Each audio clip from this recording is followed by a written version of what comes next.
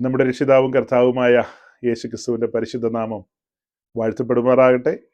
പിന്നെയും നമുക്ക് കർത്താവിൻ്റെ സന്നിധിയിൽ ഒരുമിച്ച് കൂടുവാൻ സ്വർഗത്തിലെ ദൈവം പുതിയ വർഷത്തിൻ്റെ ആരംഭമാസത്തിൻ്റെ അവസാന സമയത്ത് ഒരു അവസരം കൂടെ നൽകിയിരിക്കുകയാണ്. അതിനായി ഞാൻ ദൈവത്തെ സ്തുതിക്കുകയാണ്. കടന്നു വന്നിട്ടുള്ള പ്രിയപ്പെട്ടവർക്ക് എല്ലാവർക്കും എൻ്റെ ക്രിസ്തീയ വന്ദനം. നമ്മുടെ നടുവിൽ പുതുതായിട്ട് ആരെങ്കിലും ഉണ്ടോ എന്ന് എനിക്കറിയില്ല. അങ്ങനെയുണ്ടെങ്കിൽ അങ്ങനെയുള്ള പ്രിയപ്പെട്ടവർക്കും വിശിഷ്യ ദൈവദാസന്മാർക്കും എല്ലാവർക്കും വിശേഷാൽ വന്ദനം പറയുകയാണ്. കഴിഞ്ഞ 1-2 ആഴ്ചയായിട്ട് നമ്മൾ സംസാരിച്ചു പോയത് ഏലിയാവുമായി ബന്ധപ്പെട്ട് ഏലിയാവിൻ്റെ കർമ്മേലിലേക്കുള്ള യാത്രയായിരുന്നു. അങ്ങനെ കഴിഞ്ഞതിൻ്റെ മുൻപിലത്തെ ആഴ്ച നമ്മൾ അതിൻ്റെ ഒരു ബേസ്, അതിൻ്റെ ഒരു ആരംഭം പറഞ്ഞു വെച്ചു. അങ്ങനെ ഒരു മെസ്സേജിലേക്ക് നമ്മൾ കടന്നു പോകാനുണ്ടായ സാഹചര്യമൊക്കെ ഞാൻ അന്ന് പറഞ്ഞു. അതായത് 1-2 ആഴ്ച മുമ്പ് നമ്മൾ സംസാരിച്ചു പോയ കൂട്ടത്തിൽ ഇങ്ങനെ പറയായിരുന്നു, പൊതുവെ നമ്മുടെ ഇടയിലുള്ള പല പാട്ടുകാരും അതുപോലെ പല പ്രസംഗികളും ഒക്കെ ഒന്ന് പറഞ്ഞ് രണ്ടിന് ഈ ഫയർ എന്നൊക്കെ പറയുന്ന കാര്യങ്ങളുണ്ടല്ലോ. അതുപോലെ ഹോരേബിൽ ഇറങ്ങിയ തീ എൻ്റെ മേൽ വരണമേ, കർമ്മേലിൽ ഇറങ്ങിയ തീയും എന്നൊക്കെയുള്ള രീതിയിലൊക്കെ പാട്ടെഴുത്തുകാരൊക്കെ പാട്ടൊക്കെ എഴുതാറുണ്ട്. അതിനൊന്നൊരു ബിബ്ലിക്കൽ സ്റ്റാൻഡ് ഇല്ല എന്നുള്ള നിലയിൽ നമ്മളന്ന് പറഞ്ഞു. അപ്പോൾ ആ ഭാവം മാത്രമായിട്ടുള്ളൊരു ഷോർട്ട് മെസ്സേജ് നമ്മൾ സോഷ്യൽ മീഡിയയിൽ അപ്ലോഡ് ചെയ്തു. അതിന് വ്യാപകമായ കമൻസ് വന്നു. നമ്മളതിന് കൊടുത്ത ടൈറ്റിൽ എന്ന് പറയുന്നത് കർമ്മേലിൽ ഇറങ്ങിയത് ദൈവത്തിൻ്റെ കോപാഗ്നിയാണ്, അവിടെ ഒരു ന്യായവിധി നടന്നു എന്നൊക്കെയുള്ള രീതി നമ്മൾ പറഞ്ഞു. എന്നാൽ ഒരുപറ്റം ദൈവദാസന്മാർക്ക് അതങ്ങ് ഉൾക്കൊള്ളാൻ പറ്റിയില്ല. എന്നാൽ അവരവരുടെ വിയോജിപ്പുകൾ രേഖപ്പെടുത്തി പല നിലകളിൽ. അപ്പോൾ അതിനൊരു വിശദീകരണം കൊടുക്കേണ്ടത് ആവശ്യമാണല്ലോ എന്നൊരു ചിന്തയിലാണ് നമ്മൾ 1-2 ആഴ്ചയായിട്ട് ആ വിഷയത്തിലേക്ക് പ്രവേശിച്ചത്. അങ്ങനെ ഇസ്രായേലിൻ്റെ ഒരു പശ്ചാത്തലമാണ് ആദ്യത്തെ ആഴ്ചയിൽ നമ്മൾ തുറന്നു കൊണ്ടുവന്നത്. അതായത് ഇസ്രായേലിനെ മിസ്രൈമിൽ നിന്ന് വിടുവിച്ച് ചെങ്കടലും കടത്തി മരുഭൂമി വഴിയായി വാഗ്ദത്ത ദേശത്ത് എത്തിച്ചു. ന്യായാധിപന്മാർ അവരെ ഭരിച്ച് മുൻപോട്ട് കൊണ്ടുപോയി. അതിൻ്റെ ഒടുവിലേക്ക് വന്നു കഴിഞ്ഞപ്പോൾ അവർക്കൊരു ആഗ്രഹം വന്നു, ജാതികൾക്കുള്ളതുപോലെ ഒരു രാജാവ് ഞങ്ങൾക്കും വേണമെന്നുള്ളത്. അങ്ങനെ ദൈവം അത് അനുവദിച്ചു. അങ്ങനെ ഇസ്രായേലിൻ്റെ നടുവിൽ ആദ്യത്തെ രാജാവ് ശൗൽ എന്ന് പറയുന്ന രാജാവ് വന്നു. പിന്നീട് ദാവീദ്, അത് കഴിഞ്ഞ് ശലോമോന് ശേഷം രാജ്യം 2ആയി വിഭജിക്കപ്പെട്ടത് നമുക്കറിയാം. അങ്ങനെ 2ആയി വിഭജിക്കപ്പെട്ടതിൽ തെക്കേ ദേശത്തെ യഹൂദയെന്നും വടക്കേ ദേശത്തെ അഥവാ നോർത്തേൺ കിങ്ഡത്തെ ഇസ്രായേൽ എന്നും അറിയപ്പെടുമെന്നുള്ളത് നമ്മൾ മനസ്സിലാക്കി. അതിൽ വടക്കേ ദേശത്തെ ആദ്യത്തെ രാജാവ് എന്ന് പറയുന്നത് യൊറബയാം ആണെന്നുള്ളതും കണ്ടു. അദ്ദേഹത്തിന്റെ തലസ്ഥാനം ഷേക്കേമായിരുന്നു.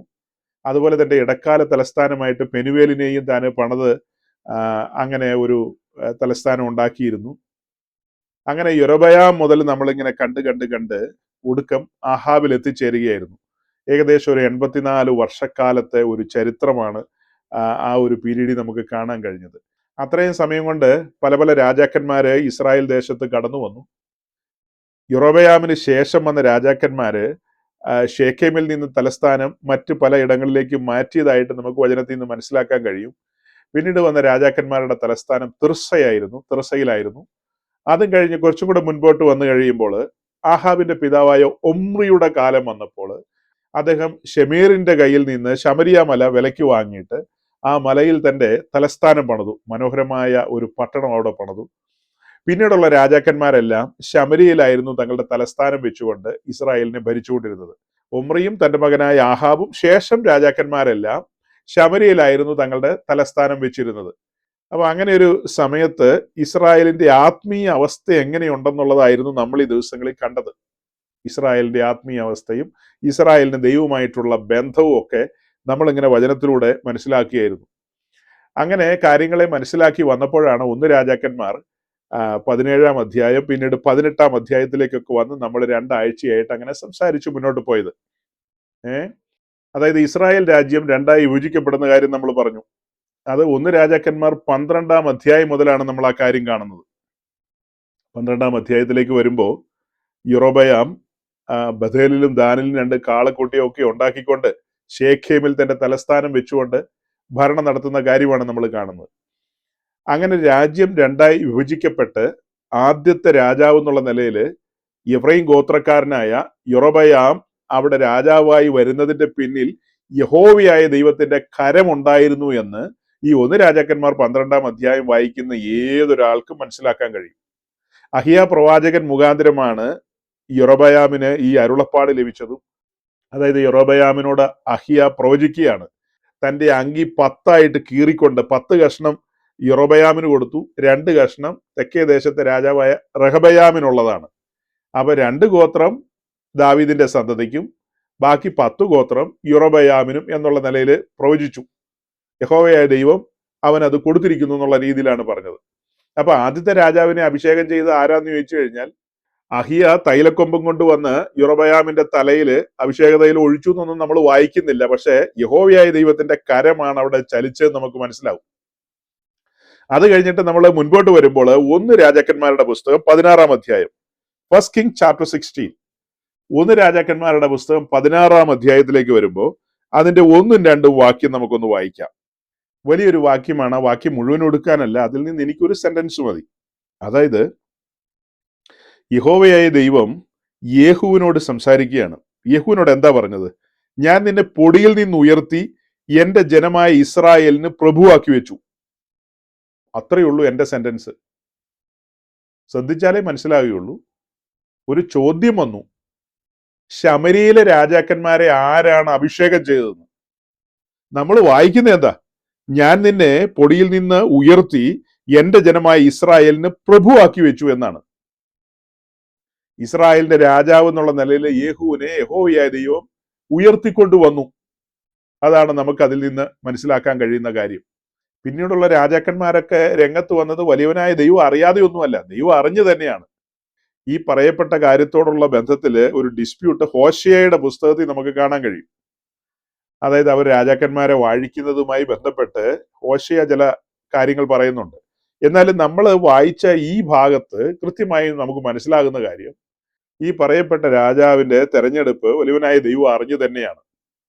അത് കഴിഞ്ഞിട്ട് നമ്മൾ 1 രാജാക്കന്മാർ 19 അധ്യായത്തിലേക്ക് വരുമ്പോൾ, അതായത് 18 അധ്യായത്തിലെ കർമ്മേലിലെ ആ ശുശ്രൂഷകളൊക്കെ കഴിഞ്ഞിട്ട് പിന്നീട് ഏലിയാവ് ഇസബേലിന്റെ ഒരു വാക്ക് കേട്ട് ഓടിപ്പോവുകയാണ്. അങ്ങനെ ഓടിപ്പോയി ഒരു ഗുഹയിൽ പാർക്കുന്ന സമയത്ത് ഒരുവനായ ദൈവം ഏലിയാവിനോട് സംസാരിക്കുന്ന ഭാഗമാണ് ഈ 19 അധ്യായത്തിൽ നമ്മൾ കാണുന്നത്. അങ്ങനെ യഹോവയായ ദൈവം ഏലിയാവിനോട് സംസാരിക്കുകയാണ്. 15 വാക്യം മുതൽ അതൊക്കെ തന്നെയാണ് നമ്മൾ കാണുന്നത്. യഹോവ അവനോട് അരുളി ചെയ്തത് എന്തെന്നാൽ, നീ പുറപ്പെട്ട ദമ്മേശെക്കിന്റെ മരുഭൂമി വഴിയായി മടങ്ങിപ്പോവുക. നീ എത്തുമ്പോൾ ഹാസായേലിനെ അരാമിന് രാജാവായിട്ട് അഭിഷേകം ചെയ്യുക. നിംഷിയുടെ മകനായ യേഹൂവിനെ ഇസ്രായേലിന് രാജാവായിട്ട് ശമരിയിൽ അഭിഷേകം ചെയ്യണം. അത് കഴിഞ്ഞിട്ട് ഏലീശയെ നിനക്ക് പകരം പ്രവാചകനായിട്ടും അഭിഷേകം ചെയ്യണമെന്നാണ് വായിക്കുന്നത്. അപ്പൊ ശമരിയിലെ രാജാവായ യേഹുവിനെ ആരാ അഭിഷേകം ചെയ്തതെന്ന് ചോദിച്ചു കഴിഞ്ഞാൽ നമുക്ക് ഇങ്ങനെ ഒരു ഉത്തരത്തിൽ വരാം. ഏലിയാവിനോടല്ലേ പറയുന്നത് നീ അവനെ അഭിഷേകം ചെയ്യണമെന്ന്? ശമരിയിലെ രാജാക്കന്മാരെ എല്ലാം യഹോവയായ ദൈവത്തിന്റെ പ്രവാചകന്മാരിലൂടെയോ ശുശ്രൂഷകന്മാരിലൂടെയോ അഭിഷേകം ചെയ്തു എന്നൊന്നും സമർത്ഥിക്കാൻ നമുക്ക് കഴിയില്ല. എന്നാൽ ഈ വാക്യങ്ങളിലൂടെയൊക്കെ നമുക്ക് ലഭിക്കുന്നതായ സൂചന ശമരിയിലെ രാജാക്കന്മാരുടെ കാര്യത്തിലും യഹോവയായ ദൈവത്തിന്റെ പദ്ധതികൾ ഉണ്ടായിരുന്നു, ദൈവത്തിന്റെ കരം ഉണ്ടായിരുന്നു എന്നുള്ളതാണ് അവിടെ മനസ്സിലാക്കാൻ കഴിയുന്നത്. 1 രാജാക്കന്മാർ 16 അധ്യായത്തിൽ നമ്മൾ വായിച്ചത് യേഹൂവിനോട് പറയുന്ന കാര്യമുണ്ട്, ഞാൻ നിന്നെ പൊടിയിൽ നിന്ന് ഉയർത്തി എന്റെ ജനമായ ഇസ്രായേലിന് പ്രഭുവാക്കി വെച്ചു എന്നുള്ള കാര്യം. ആ കാര്യത്തെ ഒന്നുകൂടെ ഉറപ്പിക്കുമാറാണ് ഇവിടെ നമ്മൾ വായിക്കുന്നത്. എന്താ വായിച്ചത്? നിംഷിയുടെ മകനായ യേഹൂവിനെ ഇസ്രായേലിന് രാജാവായിട്ട് അഭിഷേകം ചെയ്യണം. അത് ഏലിയാവ് തന്നെയാണ് അഭിഷേകം ചെയ്യുന്നത്. അപ്പൊ അദ്ദേഹത്തിന്റെ ചോദ്യത്തിന്റെ ഉത്തരം നമുക്ക് ലളിതമായി ഇങ്ങനെ പറഞ്ഞങ്ങ് അവസാനിപ്പിക്കാം. ഇസ്രായേൽ രാജാക്കന്മാരിൽ യഹോവയായ ദൈവം തെരഞ്ഞെടുക്കുകയും അഭിഷേകം ചെയ്യുകയും ചെയ്തവരൊക്കെയുണ്ട്. ആഹാബിന്റെ കാര്യത്തിൽ ചോദിച്ചു കഴിഞ്ഞാൽ നമുക്ക് സൂക്ഷ്മ വാക്യങ്ങളൊന്നുമില്ല. ആഹാബിനെ ഏലിയാവോ അല്ലെങ്കിൽ മറ്റേതെങ്കിലും പ്രവാചകന്മാരോ അഭിഷേകം ചെയ്തു എന്നൊന്നും ഡയറക്റ്റ് വാക്യങ്ങളില്ല. എന്തായാലും ഇസ്രായേൽ എന്ന് പറയുന്ന ദൈവത്തിന്റെ ജനമാണ്. ഈ രാജ്യം രണ്ടായി വിഭജിക്കപ്പെടുവാനുണ്ടായ കാരണം വലിയവനായ ദൈവം തന്റെ ദാസനായ അഹിയാവ് മുഖാന്തരം പ്രവചിച്ചൊരു പ്രവചനത്തിന്റെ നിവൃത്തി എന്നോണമാണ് അതൊക്കെ സംഭവിക്കുന്നത്. പിന്നീട് നമുക്കറിയാം ചരിത്രത്തില് ഈ വടക്കേ ദേശത്ത് പ്രവാചക ശുശ്രൂഷ ചെയ്തിട്ടുള്ള പ്രവാചകന്മാരെ കുറിച്ച് അറിയാം. പലരവിടെ പ്രവാചക ശുശ്രൂഷ ചെയ്തിട്ടുണ്ടല്ലോ. അതിലൊരു പ്രമുഖനാണ് ഏലിയാവ്. പിന്നീട് ഏലീശയുണ്ട്, മീഖായാവുണ്ട്, അതുപോലെ തന്നെ യോന അവിടെ പ്രവചിച്ചിട്ടുണ്ട്, ആമോസ് അവിടെ പ്രവചിച്ചിട്ടുണ്ട്, ഹോശി അവിടെ പ്രവചിച്ചിട്ടുണ്ട്. അങ്ങനെ പലരും വടക്കേ ദേശത്ത് പ്രവചിച്ചിട്ടുണ്ട്. ആ ജനം ദൈവത്തിന്റെ ജനമാണ്. അപ്പം അവിടെ രാജാക്കന്മാരായി വന്നവരുടെ പിന്നിൽ ദൈവത്തിന്റെ കരമുണ്ടെന്ന് നമ്മൾ വിശ്വസിക്കുകയാണ് ഈ വായിച്ച വാക്യങ്ങളൊക്കെ പ്രകാരം. എന്നാൽ അത് എല്ലാവരുടെ കാര്യത്തിലും അപ്ലൈ ചെയ്യാൻ പറ്റുമെന്ന് ചോദിച്ചാൽ ഇല്ലെന്ന് തന്നെയാണ് നമ്മുടെ ഉത്തരം. അതിനോട് ചേർന്ന് നമുക്ക് ഹോശയ്യയുടെ പുസ്തകം 8-ാം അധ്യായത്തില് ഒരു വാക്യം ഒന്ന് വായിക്കാം. ഹോശയ്യയുടെ പുസ്തകം 8-ാം അധ്യായം 4-ാം വാക്യം. ഈ ഭാഗത്ത് നമ്മൾ വായിക്കുന്നത് ഹോശയ്യ അവരോട് പ്രവചിക്കുന്ന കാര്യമാണ്. അവർ രാജാക്കന്മാരെ വാഴിച്ചു, ഞാൻ മുഖാന്തരം അല്ലതാനും. ഞാൻ അറിയാതെ പ്രഭുക്കന്മാരെ അവർ നിയമിച്ചിരിക്കുന്നു. അവർ ഛേദിക്കപ്പെടേണ്ടതിന് വെള്ളികൊണ്ടും പൊന്നുകൊണ്ടും തങ്ങൾക്ക് വിഗ്രഹങ്ങളെ ഉണ്ടാക്കി. ശമരിയെ, നിന്റെ പശുക്കിടാവിനെ ഞാൻ വെറുക്കുന്നു, എന്റെ കോപം അവരുടെ നേരെ ജ്വലിക്കും. നമ്മുടെ മെസ്സേജിനടി കമന്റ് ചെയ്ത പാസ്റ്റർമാര് ഇത് വായിച്ചു കഴിഞ്ഞാൽ സങ്കടപ്പെട്ടു പോവുള്ളൂ. കാരണം യഹോവയായ ദൈവത്തിന്റെ കോപം ഇസ്രായേലിന്റെ നേരെ ജ്വലിക്കും എന്നൊക്കെ പറഞ്ഞപ്പോൾ അവർക്ക് ഇഷ്ടപ്പെട്ടില്ല. ഇവിടെ വായിച്ച അങ്ങനെയല്ലേ, എന്റെ കോപം അവരുടെ നേരെ ജ്വലിക്കുമെന്നാ വായിച്ചത്. അതുപോലെ തന്നെ അതിന്റെ താഴെ 11-ാം വാക്യത്തിലേക്ക് വരുമ്പോൾ 11-ാം വാക്യത്തിൽ എന്താ കാണുന്നത്? വേഴ്സ് 11. എഫ്രയീം പാപപരിഹാരത്തിനായി അനേകം യാഗപീഠങ്ങളെ ഉണ്ടാക്കിയതുകൊണ്ട് യാഗപീഠങ്ങൾ അവന് പാപഹേതുവായി തീർന്നിരിക്കുന്നു. 11-ാം വാക്യത്തിൽ നമ്മൾ കണ്ടത് എഫ്രയീം പാപപരിഹാരത്തിനായി അനേകം യാഗപീഠങ്ങളെ ഉണ്ടാക്കിയതുകൊണ്ട് യാഗപീഠങ്ങൾ അവന് പാപഹേതുവായി തീർന്നിരിക്കുന്നു. ഇതൊക്കെ നമ്മുടെ പഠന വിഷയങ്ങളുടെ ഭാഗമാണ്, ഗൗരവമായ പഠന വിഷയങ്ങളാണ്.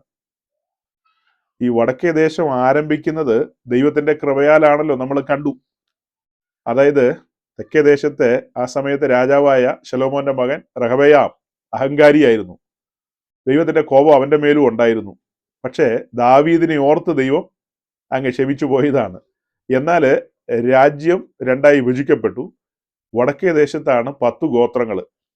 ആ 10 ഗോത്രങ്ങളോടുള്ള ബന്ധത്തില് അവരോരോരുത്തരും ദൈവത്തിന്റെ സന്നിധിയിൽ നന്ദിയുള്ളവരായിരിക്കേണ്ടവരാണ്.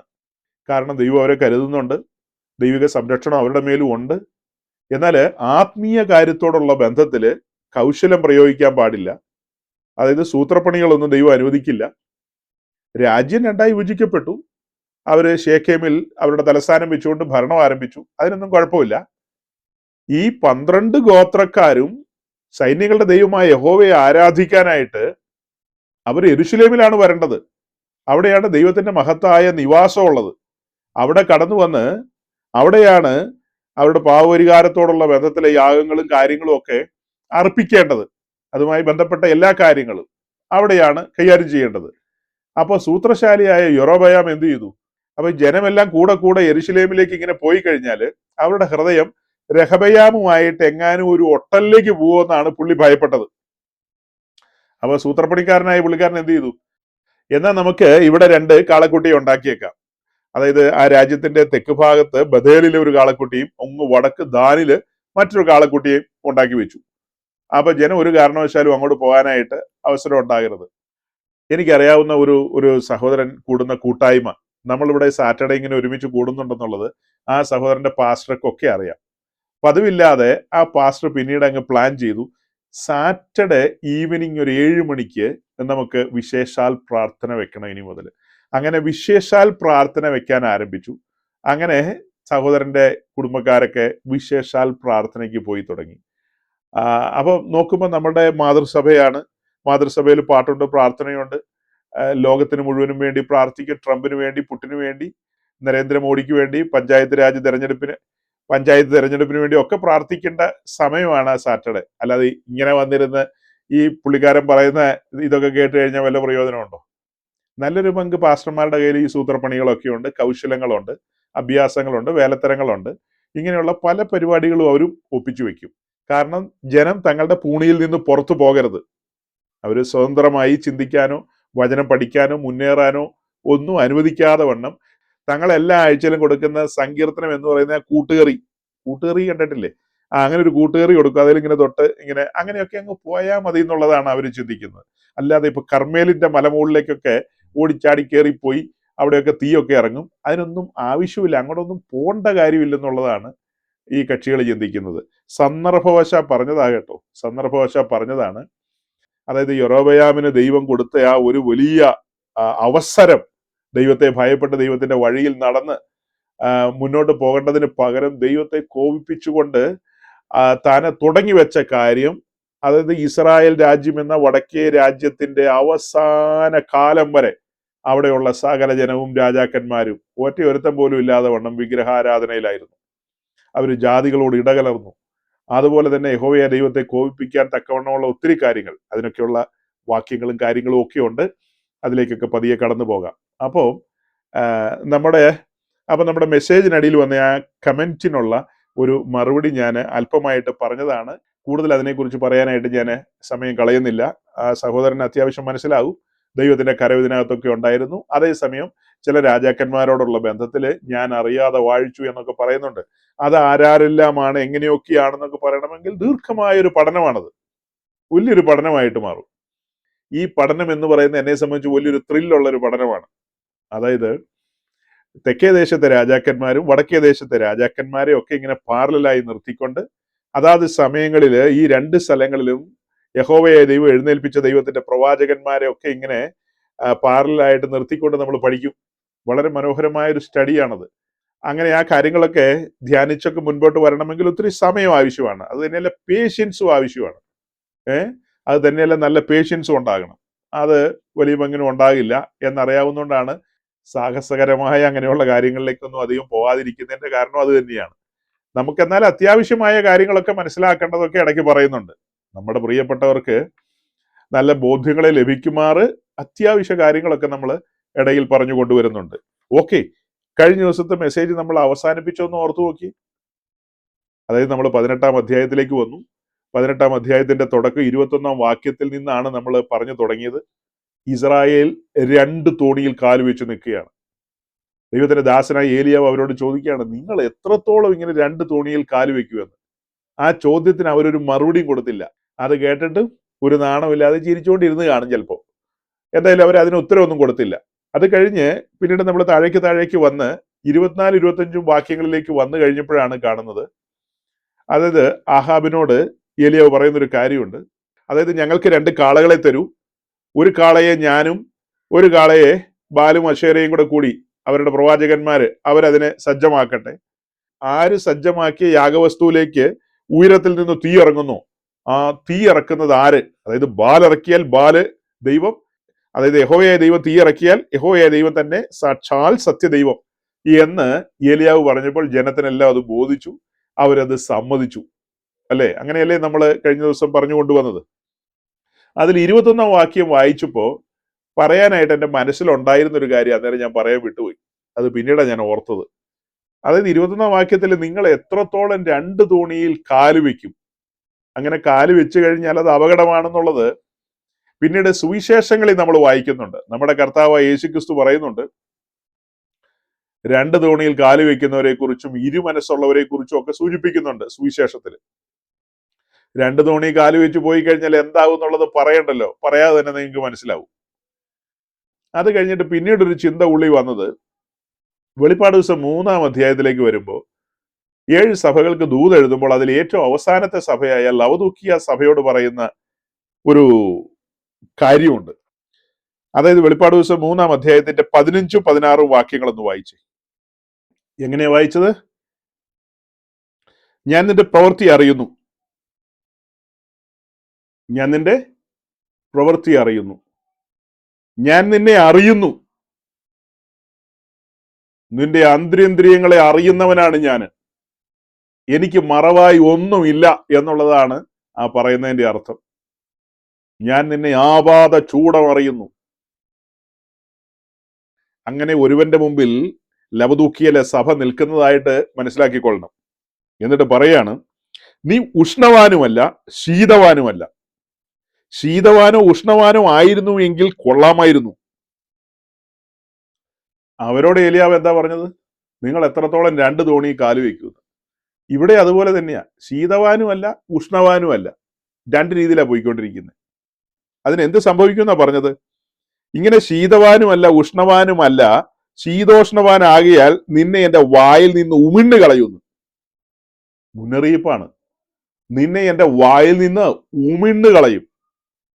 ശീതവാനുമല്ല ഉഷ്ണവാനുമല്ല. അവരോട് എന്താ പറഞ്ഞത്? നിങ്ങൾ എത്രത്തോളം 2 തോണിയിൽ കാല് വയ്ക്കുമെന്ന്. നമ്മൾ അതിനോട് ചേർത്ത് എന്താ കഴിഞ്ഞ ദിവസത്തെ മെസ്സേജിൽ പറഞ്ഞത്? ഈ തലമുറയിലെ, അതായത് സമകാലീനമായ അതായത് സമകാലീന പെന്തിക്കോസ്ത്, കണ്ടംപററി പെന്തിക്കോസ്ത്, അതായത് സമകാലീന പെന്തിക്കോസ്ത് ഈ ഒരു നേച്ചറുള്ള പെന്തിക്കോസ്താണ്. അന്ന് നമ്മൾ പറഞ്ഞു 2 തോണി കാല് വയ്ക്കുന്ന മനോഭാവം ഉള്ളവരാണ് വലിയ പങ്കും. ഇപ്പൊ നമ്മൾ പറയാണ് നല്ലൊരു പങ്കും ഈ ശീതോഷ്ണാവസ്ഥയിലാണ്, ശീതവാനുമല്ല ഉഷ്ണവാനുമല്ല എന്നൊരവസ്ഥ. അതിനൊരു വിശദീകരണം നമ്മൾ അന്ന് പറഞ്ഞത്, അതായത് നമ്മൾ ഇന്ന് കണ്ടുമുട്ടുന്ന ശുശ്രൂഷകരാകട്ടെ വിശ്വാസികളാകട്ടെ, അവരിൽ വലിയ പങ്ക് ആളുകളും ലോകത്തെയും സ്നേഹിക്കുന്നുണ്ട്, ദൈവത്തെ സ്നേഹിക്കുന്നുണ്ട്. ദൈവത്തോട് സ്നേഹമില്ലെന്നല്ല പറയുന്നത്, ദൈവത്തോടും സ്നേഹമുണ്ട്. അതുപോലെ ലോകത്തെയും സ്നേഹിക്കുന്നു, പൂർണ്ണമായും ദൈവത്തിന്റെ വചനത്തിന് കീഴടങ്ങുന്നില്ല, പൂർണ്ണമായും ദൈവത്തിന്റെ വചനത്തിന് കീഴടങ്ങുന്നില്ല, ദൈവത്തിന്റെ വചനത്തെങ്കിൽ വിറയ്ക്കുന്നില്ല. യെശയ്യാവിന്റെ പുസ്തകം 66-ാം അധ്യായത്തിലുള്ള വാക്യമാണ് ഞാൻ ഈ പറയുന്നത്. യെശയ്യാവിന്റെ പുസ്തകം അതിന്റെ ഒടുവിലേക്ക് വരുമ്പോൾ ഉള്ള ഒരു വാക്യമാണ് പറഞ്ഞത്, എന്റെ വചനത്തെങ്കിൽ ഉറയ്ക്കുന്നവരെ എന്ന് അവിടെ പറയുന്നുണ്ട് പ്രവാചകൻ. വചനത്തെങ്കിൽ ഉറയ്ക്കുന്ന ഒരു തലമുറ, അങ്ങനെയുള്ള വ്യക്തികളെ ഈ തലമുറയിൽ കണ്ടുകിട്ടുക എന്ന് പറയുന്നത് ദുഷ്കരമായ കാര്യമാണ്. ഭക്തിയുടെ വേഷം നല്ല രീതിയിലുണ്ട്, ആചാരങ്ങളും മര്യാദകളും ഇടപാടുകളും ഒക്കെ അനുസ്യൂതം നടക്കുന്നുണ്ട്, അല്ലേ?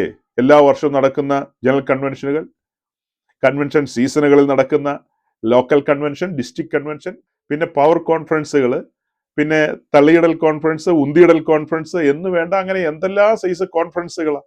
ഇതെല്ലാം നടന്നു പോയിക്കൊണ്ടിരിപ്പുണ്ട്.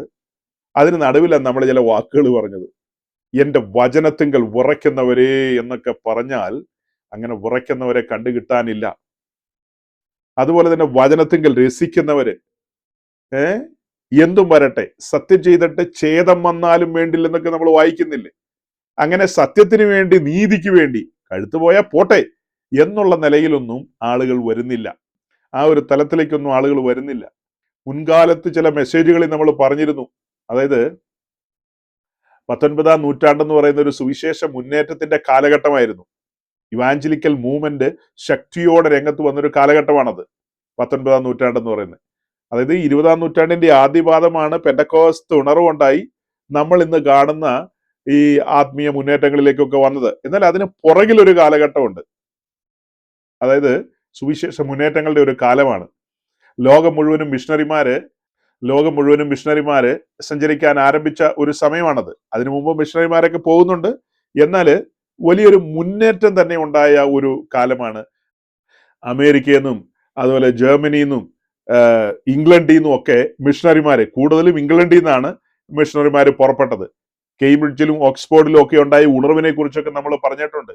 അതായത് ഇംഗ്ലണ്ടിൽ നിന്ന് ഹഡ്സൺ ടൈലർ ചൈനയുടെ ഉൾനാടുകളിലേക്ക് കടന്നുപോയതും തന്റെ പ്രവർത്തന മേഖലകളും ഒക്കെ നമ്മൾ പഠിച്ചിട്ടുണ്ട്. അത് കഴിഞ്ഞിട്ട് CT സ്റ്റഡ് ചൈനയുടെ ഉൾനാടുകളിലേക്ക് കടന്നുപോയി. അത് കഴിഞ്ഞ് ആഫ്രിക്കയുടെ ഇരുണ്ട ഭാഗങ്ങളിലേക്ക്, അതായത് സെൻട്രൽ കോങ്കോയിലേക്കാണ് താനെ പോയത്. അങ്ങനെയുള്ള ഭാഗങ്ങളിലേക്കൊക്കെ കടന്നുപോയതൊക്കെ ചരിത്രത്തിന്റെ ഭാഗമാണ്. പിന്നെ പലരും, എത്രയോ പേരുടെ പേരായിരിക്കും, എത്രയോ പേരുടെ പേരുകൾ നിങ്ങളുടെ ഉള്ളിലൂടെ ഇപ്പൊ കടന്നു പോകുന്നുണ്ടായിരിക്കാം. ആ കാലഘട്ടമൊക്കെ ഒരു സുവിശേഷ മുന്നേറ്റങ്ങളുടെ കാലമാണ്. അന്ന് ഈ കടന്നുപോയ ആളുകളൊന്നും ഈ ചെന്ന സ്ഥലങ്ങളിലൊക്കെ അവസ്ഥയ്ക്ക് മാറ്റം വരും. ബ്രദർ, സഹോദരി, നിന്റെ കാര്യത്തില് ദൈവം കൈകാര്യം ചെയ്യും. ഇങ്ങനെയുള്ള കാര്യങ്ങളൊന്നും അല്ലായിരുന്നു ഈ 19-ാം നൂറ്റാണ്ടിലെ മിഷണറിമാര് അറിയിച്ച സുവിശേഷത്തിലുള്ളത്. ദൈവത്തിന്റെ സ്നേഹത്തെയാണ് അവർ അറിയിച്ചത്, അല്ലെ? ജിം എലിയറ്റിനെ കുറിച്ച് നമ്മൾ കേട്ടിട്ടില്ലേ? ഔക്ക വംശജരുടെ ഇടയിലേക്ക് കടന്നുപോയി സുവിശേഷം അറിയിച്ച 5 പേര്, ജിം എലിയറ്റ്, നേറ്റ് സെയിൻസ്, അങ്ങനെ പറയുന്ന മറ്റ് സഹോദരന്മാരൊക്കെ, ഇവരൊക്കെ കടന്നു ചെന്നിട്ട് അവരോട് പറഞ്ഞത്, നിങ്ങളുടെ ഈ അവസ്ഥയ്ക്കൊക്കെ മാറ്റം വരും, ഈ പുല്ലുമേഞ്ഞ വീടുകളൊക്കെ ഞാൻ ഇങ്ങനെ ആത്മാവിൽ കാണുകയാണ്. ഇതൊന്നും അല്ല അവര് പറഞ്ഞത്. അവർക്കൊന്നും പറയാൻ കഴിഞ്ഞില്ല. പറയാതെ തന്നെ ദൈവസ്നേഹത്തോടെ പ്രകടിപ്പിച്ചുകൊണ്ട് അവര് പിടഞ്ഞു വീണ് മരിക്കുന്നതാണ് ചരിത്രത്തിൽ നമ്മൾ കാണുന്നത്. അതുപോലെ ഞാൻ മറ്റ് മിഷണറിമാരെ കുറിച്ചാണ് പറഞ്ഞത്. ഈ പോയവരൊക്കെ സത്യവചനം പറഞ്ഞു. അതായത് ഉപദേശത്തിന്റെ പൂർണ്ണതയൊന്നും നമ്മളെന്ന് പറയുന്ന പോലത്തെ ആഴമേറിയ കാര്യങ്ങളൊന്നും എല്ലാം വെളിപ്പെട്ട് കിട്ടിയിരുന്നില്ല. എന്നാൽ അവർക്ക് വെളിപ്പെട്ട് കിട്ടിയ ബോധ്യങ്ങൾക്കനുസരിച്ച് കടന്നു ചെയ്യുന്ന സ്ഥലങ്ങളിൽ അവർ ക്രിസ്തുവിനെ സാക്ഷിച്ചു. ഞാൻ ഈ അടുത്ത കാലത്ത് ഇങ്ങനെ ചിന്തിച്ചൊരു കാര്യമാണ്, പെന്തക്കോസ്റ്റൽ മൂവ്മെന്റ് ഉണ്ടായതിനു ശേഷം ശക്തിയേറിയ പരിശുദ്ധാത്മാവിന്റെ പ്രവർത്തനം ഉണ്ടായി. ചർച്ച് പ്ലാന്റിംഗ് ധാരാളമായിട്ട് നടന്നു. അതുപോലെ ലോകം മുഴുവനും സുവിശേഷം കടന്നു ചെല്ലുവാൻ ഇടയായിട്ടുണ്ട്. എന്നാൽ ഒരു 100 കൊല്ലം മുന്നോട്ട് പോയി കഴിഞ്ഞപ്പോൾ നമ്മൾ ജീവിക്കുന്ന ഈ ഒരു കാലഘട്ടത്തിൽ ഈ പറയപ്പെട്ട പെന്തക്കോസ്ത് ഗ്രൂപ്പുകളുടെ കൺവെൻഷനുകൾ, മറ്റ് മീറ്റിങ്ങുകളിലേക്കൊക്കെ കടന്നു ചെന്നാൽ അവിടെ ക്രൂശിക്കപ്പെട്ടവനായി ക്രിസ്തുവിനെ ഇവർ പ്രസംഗിക്കുന്നുണ്ടോ? പലവിധമായ കാര്യങ്ങളൊക്കെ പ്രസംഗിക്കുന്നുണ്ട്. സിസ്റ്റമാറ്റിക് ആയിട്ട് മനുഷ്യന്റെ പാപത്തെ ചൂണ്ടിക്കാണിക്കുകയും പാപത്തിൽ നിന്ന് അവർ വിടുവിക്കപ്പെട്ടു വന്ന് ആ ക്രൂശിലൂടെ നീതീകരിക്കപ്പെടുന്നതും, അങ്ങനെ ക്രൂശിന്റെ ആഴങ്ങളും ക്രൂശിതനായ ക്രിസ്തു എന്ന് പറയുമ്പോൾ ബത്ലഹേ മുതൽ ഗോൽഗോഥ വരെ നമ്മൾ പറഞ്ഞു കൊണ്ടുവരികയാണ്. അല്ലാതെ ക്രിസ്തു ക്രൂശെ കിടക്കുന്ന മാത്രം വെച്ചിട്ടല്ല ക്രൂശിതനായ ക്രിസ്തു എന്നുള്ളത് കൊണ്ട് നമ്മൾ പറയുന്നത്. ക്രൂശിക്കപ്പെടുവാൻ ഭൂജാതനായ ക്രിസ്തുവിനെയാണ് നമ്മൾ പരിചയപ്പെടുത്തുന്നത്. അങ്ങനെയല്ലേ? ക്രൂശിക്കപ്പെടുവാനായി ഭൂജാതനായ ഒരുവൻ, മരിക്കാനായി ജനിച്ച ഒരുവൻ, അതാണ് ക്രിസ്തു. അങ്ങനെ ഈ ഭൂമിയിൽ താന് സഞ്ചരിച്ചതും ജീവിച്ചതും ഒടുക്കം കാൽവറിയിൽ ബലിയായി തീർന്നതും അടക്കപ്പെട്ടതും പിന്നത്തേതിൽ ഉദ്ധാനം ചെയ്തതും ഒക്കെ ഈ ക്രൂശിക്കപ്പെട്ടവനായ ക്രിസ്തു എന്നുള്ള ടോപ്പിക്കിനകത്ത് വരുന്നതാണ്. അതൊന്നും വിസ്തരിച്ച് അതിന്റെ രീതിയിൽ പ്രസംഗിക്കപ്പെടുന്നില്ല. അപൂർവമായി ദൈവത്തിന്റെ ദാസന്മാർ അങ്ങനെ പറയുന്നുണ്ട് കേട്ടോ, ഇല്ലെന്നല്ല, തെറ്റിദ്ധരിക്കരുത്. എന്നാൽ പൊതുവെ നമ്മൾ കേൾക്കുന്നത് മറ്റു പല കാര്യങ്ങളുമാണ്, വേറെ പല കാര്യങ്ങളുമാണ്. പൊതുവെ നമ്മൾ കേൾക്കുന്നത് മറ്റു പല കാര്യങ്ങളുമാണ്. ഞാൻ പറഞ്ഞു വന്നത് ഈ 2 തോണി കാല് വയ്ക്കുന്ന കാര്യവും ഈ ശീതോഷ്ണാവസ്ഥയും ചേർത്ത് വെച്ചെന്ന് പറഞ്ഞപ്പോ ഇച്ചിരി അങ്ങ് നീണ്ടുപോയതാണ്. അല്പം അങ്ങ് നീണ്ടുപോയതാണ്. അതായത് സഹോദരങ്ങൾ മനസ്സിലാക്കുക, നമ്മൾ ഉൾപ്പെട്ട് നിൽക്കുന്ന ഈ ഒരു വലിയ സമൂഹം, ആ സമൂഹത്തിന്റെ നടുവിൽ സത്യവചനം പ്രസംഗിക്കുക എന്നൊക്കെ പറഞ്ഞു കഴിഞ്ഞാൽ അത് വലിയ ഭാരമുള്ളൊരു വിഷയമായിട്ട്, സത്യവചനം പ്രസംഗിക്കപ്പെടുക എന്നൊക്കെ പറഞ്ഞാൽ അതൊരു ശ്രമകരമായ പണിയാണ്. വലിയ പങ്ക് ആളുകൾക്കും അങ്ങനെ വചനത്തിന്റെ ആഴങ്ങളൊന്നും കേൾക്കാനോ പഠിക്കാനോ മുന്നേറാനോ ഒന്നും ആഗ്രഹമില്ലെന്നുള്ളതാണ് നമ്മുടെ കണ്ണിന്റെ മുമ്പിൽ തെളിഞ്ഞു നിൽക്കുന്ന കാര്യം. അതൊരു സങ്കടകരമായ കാര്യമല്ലേ? എന്തിനാ ഞാനിപ്പോ അത് പറഞ്ഞതെന്ന് ചോദിച്ചാൽ, നിങ്ങളുടെ മുമ്പാകെ ഞാൻ ഇസ്രായേലിന്റെ ആ കാലഘട്ടത്തിലെ അവസ്ഥ പരിചയപ്പെടുത്തുകയല്ലായിരുന്നോ? മിസ്രൈമിന്റെ ഇരുമ്പുലയിൽ നിന്ന് വിടുവിക്കപ്പെട്ട് പാലും തേനും ഒഴുകുന്ന ദേശത്തേക്ക് വന്ന് ദൈവത്തിന്റെ നന്മകൾ, ഒരു പഴയ നിയമ ഭാഷയല്ല ഞാൻ പറയുന്നത്, ദൈവത്തിന്റെ നന്മകൾ അനുഭവിച്ച ജനം, ദൈവത്തിന്റെ കരുതലുകൾ അനുഭവിച്ച ജനം, ദൈവിക സംരക്ഷണയിൽ വസിക്കുന്ന ജനം, അവർക്ക് വേണ്ടുന്നതായ മഞ്ഞും മഴയൊക്കെ കൊടുക്കുകയല്ലേ? മുൻമഴയും പിന്മഴയും കൊടുക്കുകയാണ്. മുന്നമേ പറഞ്ഞിട്ടുണ്ട്, നിങ്ങൾ എൻ്റെ ചട്ടങ്ങളും പ്രമാണങ്ങളും അനുസരിച്ച് നടന്നാൽ സമയം തെറ്റാതെ മുൻമഴയും പിന്മഴയും പെയ്യും, ഭൂമി നിങ്ങൾക്ക് വിളവ് തരും എന്നെല്ലാം നേരത്തെ പറഞ്ഞിട്ടുണ്ട്. എന്നാൽ നിങ്ങൾ എൻ്റെ ചട്ടങ്ങളും പ്രമാണങ്ങളും വിട്ടുമാറിയാൽ, ഇതെല്ലാം കേട്ടുകൊണ്ടിരിക്കുമ്പോൾ പല പ്രിയപ്പെട്ടവരുടെ ഉള്ളിൽ ചിന്ത വരുന്ന, അവർ അന്യദൈവങ്ങളെ സേവിക്കാൻ പോയതുകൊണ്ടല്ലേ ഈ കുഴപ്പമൊക്കെ ഉണ്ടായത്, അടിമേടിച്ചത് എന്നുള്ളതാ പലരും ചിന്തിക്കുന്നത്. യെസ്, അത് നമ്മളുമായിട്ടുള്ള ബന്ധത്തില് നമ്മളും പലപ്പോഴും കർത്തൃത്വത്തിന് വിധേയപ്പെടുന്നില്ലെന്നേ. അന്യാരാധനയിലേക്ക് നമ്മൾ പോകുന്നു, അന്യ ദൈവങ്ങൾക്ക് നാം കീഴ്പ്പെടുകയാണ്. എന്താ അന്യദൈവം എന്നുള്ളത് കൊണ്ട് നമ്മൾ മുന്നമേ പറഞ്ഞിട്ടുള്ളത്? ആദ്യമായിട്ട് നമ്മളെ കേൾക്കുന്നവരാണ്, അവര് ചിന്തിക്കും ചുറ്റുപാടുമൊക്കെ പലതരം ദൈവങ്ങളുണ്ടല്ലോ, അങ്ങനെയുള്ള ഏതെങ്കിലും ദൈവത്തെ സേവിക്കാനായിട്ട് പെന്തക്കോസ്തുകാർ പോയോ, കെട്ട് നിറച്ചല്ലോ മല കയറാൻ പോയോ എന്നൊക്കെ ആയിരിക്കും ചിന്തിക്കുന്നത്. നമ്മൾ പറയുന്ന അന്യ ദൈവം എന്ന് പറയുന്നത് ഈ മലയിലും പുഴയിലൊന്നും ഇരിക്കുന്ന ദൈവത്തിന്റെ കാര്യമല്ല. നമ്മുടെ ജീവിതത്തിൽ യഹോവയായ ദൈവത്തിന് പകരമായി, അതായത് ക്രിസ്തുവിന്റെ കർത്തൃത്വത്തിന് പകരമായി നമ്മൾ തന്നെ കർത്തൃത്വം നടത്തുന്ന അവസ്ഥയുണ്ട്. നമ്മുടെ ജീവിതത്തിൽ നാം തന്നെ കർത്തൃത്വം നടത്തുമ്പോൾ അവിടെ അന്യ ദൈവത്തിന് വിധേയപ്പെട്ട് കൊടുക്കുകയാണ്, അന്യ ദൈവത്തിന് നമ്മൾ വിധേയപ്പെടുകയാണ്. അതായത് നമ്മൾ നമ്മുടെ സ്വയത്തിൽ ജീവിക്കുകയാണ്. സോൾ ലെഡ് ലൈഫ് എന്ന് പറയും. ദേഹി നിയന്ത്രിതമായ ഒരു ജീവിതം, ആത്മനിയന്ത്രിതമായ ഒരു ജീവിതമല്ല, ആത്മാവിനാൽ നയിക്കപ്പെടുകയല്ല, പകരം നമ്മുടെ ദേഹിയിൽ അഥവാ പ്രാണനിൽ നയിക്കപ്പെടുന്ന ഒരവസ്ഥ. അവിടുത്തെ രാജാവ് നമ്മൾ തന്നെയാണ്. യഹോവയായ ദൈവം എന്ത് പറയുന്നു, എന്ത് ചെയ്യുന്നു? യഹോവയായ ദൈവം എന്ത് പറയുന്നു, ദൈവത്തിന്റെ ആലോചന എന്താണ്, ദൈവത്തിന്റെ ഹിതം എന്താണ്, അതൊന്നും നമ്മൾ അങ്ങനെ അന്വേഷിക്കുന്നില്ല. നമുക്ക് ബോധിച്ചതുപോലെ നമ്മൾ കാര്യങ്ങളെ ചെയ്തു പോകുന്നു. പിന്നെ നമ്മളൊരു കവറിനകത്ത് ഇച്ചിരി ചില്ലറയൊക്കെ കൊടുക്കുമ്പോൾ ദൈവം അങ്ങ് കണ്ണടയ്ക്കും, അത്ര തന്നെയോ? അങ്ങനെ നമ്മളൊരു കവറിൽ ഇച്ചിരി ഇട്ടങ്ങ് കൊടുക്കുമ്പോഴത്തേക്കും കണ്ണടയ്ക്കുന്ന ഒരു ദൈവത്തെ അല്ല നമ്മൾ പരിചയപ്പെടുത്തുന്നത്. കഴിഞ്ഞ സൺഡേയിലെ മെസ്സേജ് കേട്ടിട്ടുള്ള ആരെങ്കിലും ഇവിടെ ഉണ്ടെങ്കിൽ അവർക്ക് അറിയാം, വളരെ കൃത്യമായിട്ടാണ് പറഞ്ഞത്. മോശയോട് പറഞ്ഞു പാറയടിക്കാൻ. മോശ പാറയടിച്ചപ്പോൾ വെള്ളം വന്നു. അടുത്തൊരവസരത്തില് മോശയോട് പറഞ്ഞു പാറയോട് കൽപ്പിക്കാൻ. മോശ പിന്നെയും കയറി അടിച്ചു കളഞ്ഞു. അതായത് സെൻസ് ചെയ്തില്ല. ദൈവത്തോട് കൂടെ നടക്കുമ്പോൾ ദൈവം എന്താണ് ആഗ്രഹിക്കുന്നത്, ആ ശബ്ദം എങ്ങനെയാണ് ഞാൻ കേട്ടതെന്ന് തിരിച്ചറിഞ്ഞ് അതിനനുസരിച്ച് പെരുമാറിയില്ല. രണ്ടാമതും കയറി അടിച്ചു. അത് തന്നെയല്ല, ജനം മോശയെ കോപിപ്പിക്കുമാറ് അവര് ഭയങ്കര പരിപാടികളൊക്കെ ഒപ്പിച്ചു. മോശയ്ക്ക് ദേഷ്യം വന്നു. വായി വന്ന് എന്തൊക്കെയോ പറഞ്ഞെന്ന് എനിക്ക് തോന്നുന്നത്. അങ്ങനെയാ സങ്കീർത്തനത്തിൽ കാണുന്നത്. എന്തിനു പറയുന്നു? അത് മോശയ്ക്ക് ദോഷമായി ഭവിച്ചു. ആ രണ്ട് സംഭവങ്ങളെയും വെച്ചുകൊണ്ട് നമ്മൾ പറഞ്ഞത് എന്താ? ആ രണ്ട് സംഭവങ്ങളെയും വെച്ചുകൊണ്ട് നമ്മൾ പറഞ്ഞത് ദൈവത്തിന്റെ ഹിതം മനസ്സിലാക്കണം. കൂടെ നടക്കുമ്പോൾ സെൻസ് ചെയ്യണം കാര്യങ്ങളെ.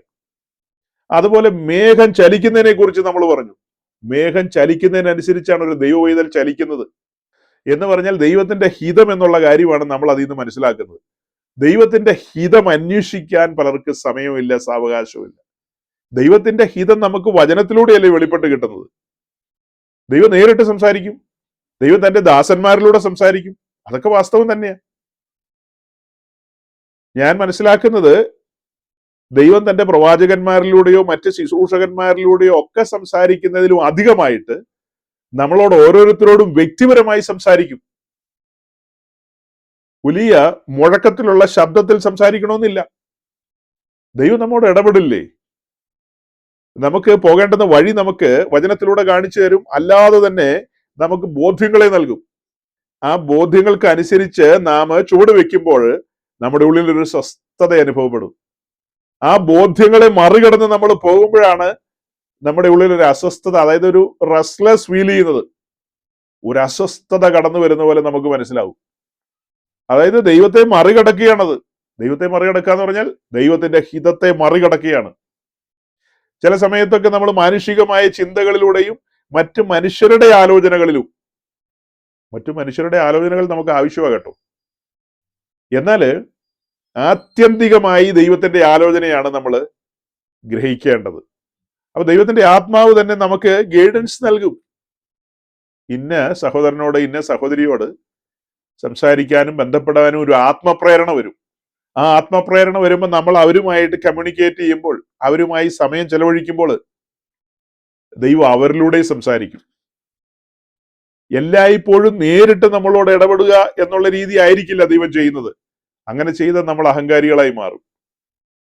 അതേസമയം മറ്റു മനുഷ്യരുടെ സാമീപ്യവും ആലോചനയും നമുക്ക് അനിവാര്യമാണ്. നമ്മൾ നമ്മിൽ തന്നെ പൂർണ്ണരല്ല.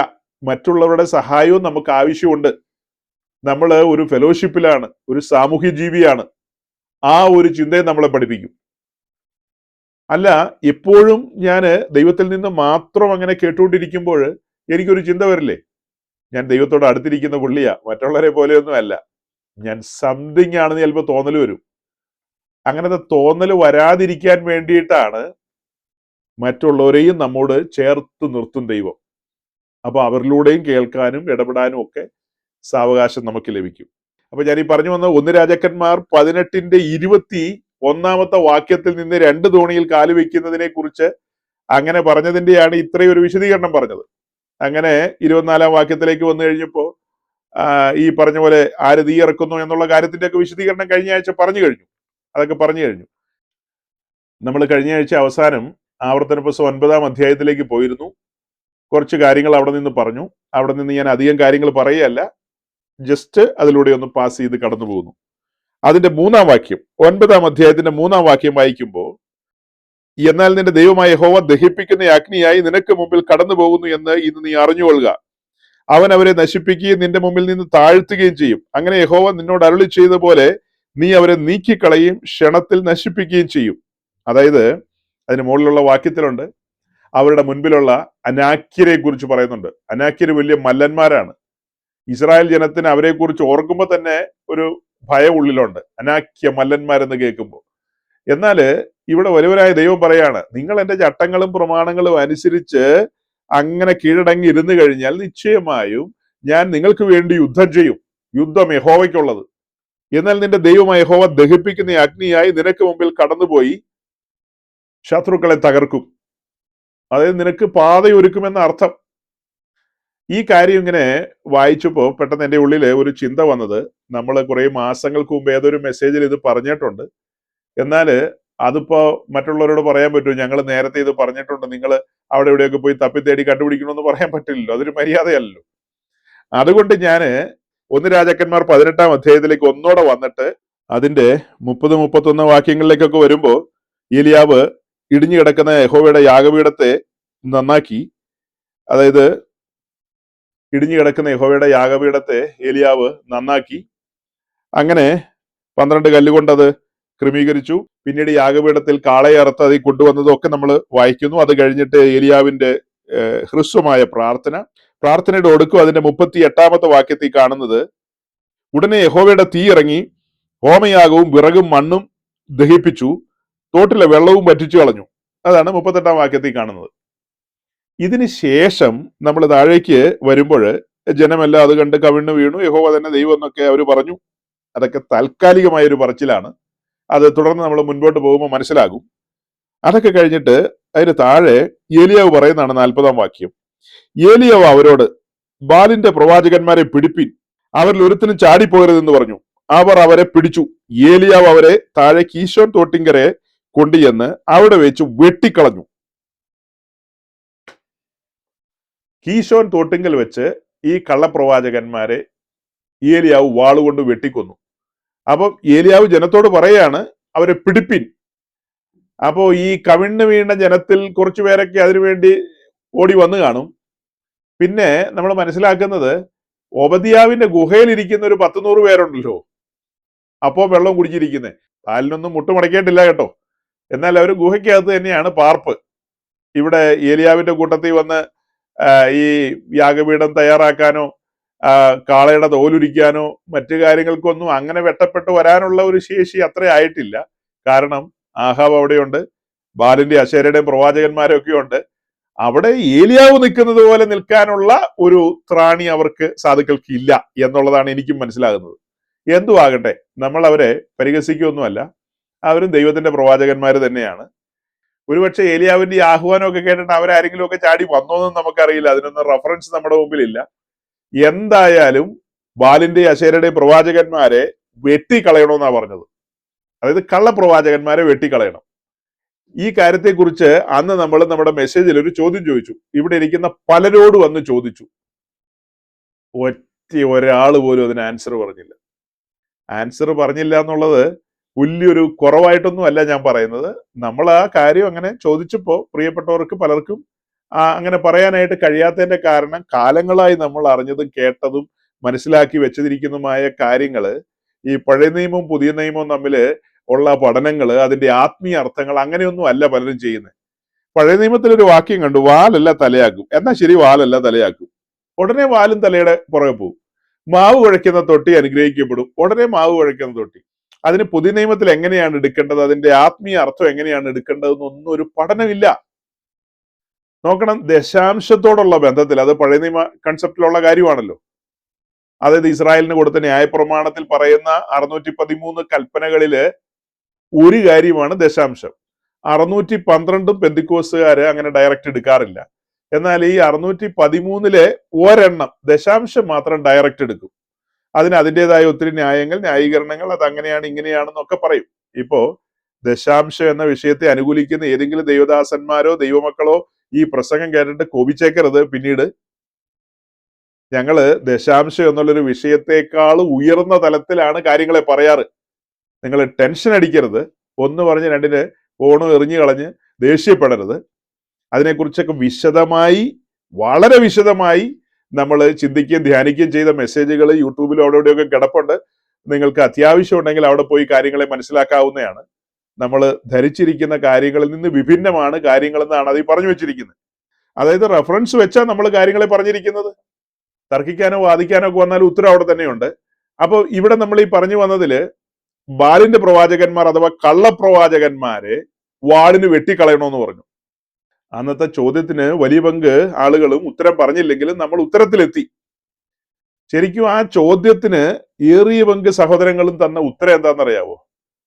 കള്ളപ്രവാചകന്മാരോടുള്ള ബന്ധത്തിൽ വചനം എന്ന വാളുകൊണ്ട് അവരെ വെട്ടിക്കൊല്ലണം. ബാലിന്റെയും അശേരയുടെയും പ്രവാചകന്മാരെന്ന് പറയുന്ന കള്ളപ്രവാചകന്മാരെന്നുള്ളത് കൊണ്ട് നമ്മൾ ഇന്ന് ഉദ്ദേശിക്കുന്നത് നമ്മുടെ ചുറ്റും ഒത്തിരി കള്ളപ്രവാചകന്മാരുണ്ട്. അവരെ വാളെടുത്ത് വെട്ടിക്കൊന്നു കഴിഞ്ഞാൽ സെൻട്രൽ ജയിലിൽ പോണ്ടി വരും. അപ്പൊ അതുകൊണ്ട് നമ്മൾ കണ്ടുപിടിച്ചൊരു കാര്യമാണ് വചനം എന്ന വാള് കൊണ്ട് അവരെയൊക്കെ വെട്ടിക്കളയണമെന്നുള്ളതാണ് നമ്മൾ കണ്ടുപിടിച്ചത്. അപ്പൊ അങ്ങനെ ഓരോരുത്തരും അവരവരുടേതായ അഭിപ്രായങ്ങളൊക്കെ പറഞ്ഞു. എന്നാലും നമ്മൾ അതിന്റെ ശരിയായ ഒരു ഉത്തരത്തിലേക്ക് വന്ന റോമാലേഖനം 8-ാം അധ്യായത്തിൽ വന്നാണ്. ആരെങ്കിലും ഓർക്കുന്നുണ്ടോ അത്? റോമാലേഖനം 8-ാം അധ്യായത്തിൽ നിന്ന് എന്താണ് അന്ന് പറഞ്ഞതെന്ന് സഹോദരന്മാരുടെ ഭാഗത്ത് നിന്ന് ആരെങ്കിലും ഓർക്കുന്നുണ്ടോ എന്ന് പറയാവോ? സമയം കളയാതെ പറയണം. കണ്ടോ, അയർലൻഡിൽ തണുപ്പാന്ന് ആരാ പറഞ്ഞത്? അതൊക്കെ കുബുദ്ധികൾ പറയുന്നതാണ്. അവിടെ അങ്ങനെ തണുത്തൊന്നും പോയിട്ടില്ല. ചാടി ചാടി ഉത്തരം പറഞ്ഞ കണ്ടോ. അയർലൻഡ് മുഴുവൻ തണുപ്പാണ്, അവിടെ എല്ലാം തണുത്തിരിക്കുക എന്നൊക്കെ പറഞ്ഞ അന്ന് പറഞ്ഞ കാര്യം ഒരു ഇഞ്ച് തെറ്റാതെ പറഞ്ഞ കേട്ടോ. ആശ്വാസമായിട്ട് ഇച്ചിരി വെള്ളം കുടിക്കട്ടെ. സാധാരണ പറയില്ല അതൊക്കെ കേട്ടിട്ട് ചത്താ മതി എന്ന് പറഞ്ഞ പോലെ പുരുഷ പ്രജകളുടെ ഇടയിൽ നിന്ന് കൃത്യമായ ഒരു ആൻസർ വന്നു. എനിക്ക് തോന്നുന്ന കൊല്ലങ്ങൾക്ക് ശേഷമാണെന്ന് തോന്നുന്നു ചോദിച്ച ആ സെക്കൻഡിൽ തന്നെ ഒരു ആൻസർ വന്ന്. അല്ലെങ്കിൽ ലേലം വിളിച്ച് മണിക്കൂറുകൾ ഉരുട്ടി പെരട്ടിയിട്ടാണ് സാധാരണ പറയാറുള്ളൂ. ഇതിപ്പോ സഹോദരിമാരുടെ ഭാഗത്തു നിന്ന് പറയാൻ പറഞ്ഞാൽ എനിക്കറിയാം പലരും ചാടി കയറി പറയുന്നു. അതുകൊണ്ടാണ് സഹോദരന്മാരുടെ കാര്യം ചോദിച്ചത്. അപ്പൊ സഹോദരങ്ങളെ, അന്ന് നമ്മൾ കണ്ടെത്തിയ കാര്യമാണ് റോമാലേഖനം 8-ാം അധ്യായത്തിലെ ആ വാക്യം ഒന്ന് വായിച്ചേ. റോമാലേഖനം 8-ാം അധ്യായത്തിന്റെ 6-ാം വാക്യം ഒന്ന് വായിച്ചേ.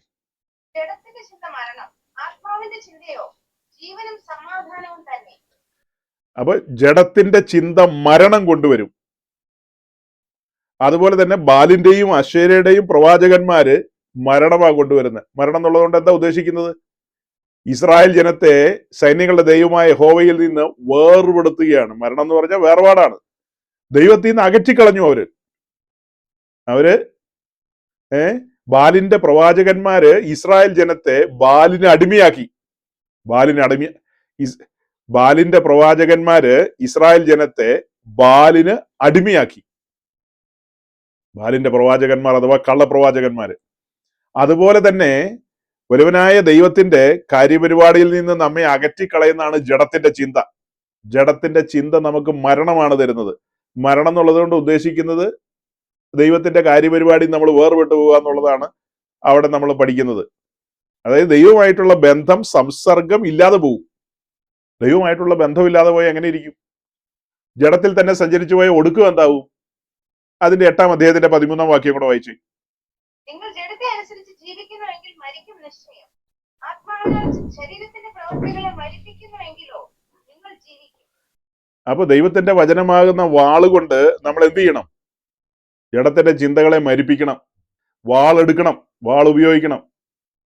ദൈവത്തിന്റെ വചനമാകുന്ന വാള് ജഡത്തിന്റെ അഭിലാഷങ്ങളെ അരിഞ്ഞു വീഴ്ത്തണം. വചനം നമ്മുടെ ജീവിതത്തിൽ ക്രിയ ചെയ്യാനായിട്ട് നമ്മൾ ഏൽപ്പിച്ചു കൊടുക്കണം. ജഡത്തിന്റെ ചിന്തകൾ നമ്മെ നാശത്തിലെത്തിക്കും. നമ്മെ എന്ന് പറഞ്ഞാൽ ആരെയാ? പാപത്തിന്റെ പടുകുഴിയിൽ നിന്ന് യേശു ക്രിസ്തുവിന്റെ തങ്കച്ചോരയാൽ കഴുകി, അതുപോലെ നമ്മെ നീതീകരിച്ച്, അങ്ങനെ നമ്മെ ദൈവത്തിന്റെ സന്നിധിയിൽ കർത്താവിന് പ്രിയപ്പെട്ടവരായി നിർത്തിയിരിക്കുന്ന അങ്ങനെയുള്ളവരോടെ ഈ പറയുന്നത്. നിങ്ങൾ ആത്മാവിനെ അനുസരിച്ച് നടക്കുന്നു എങ്കിൽ അത് ജീവനാണ്.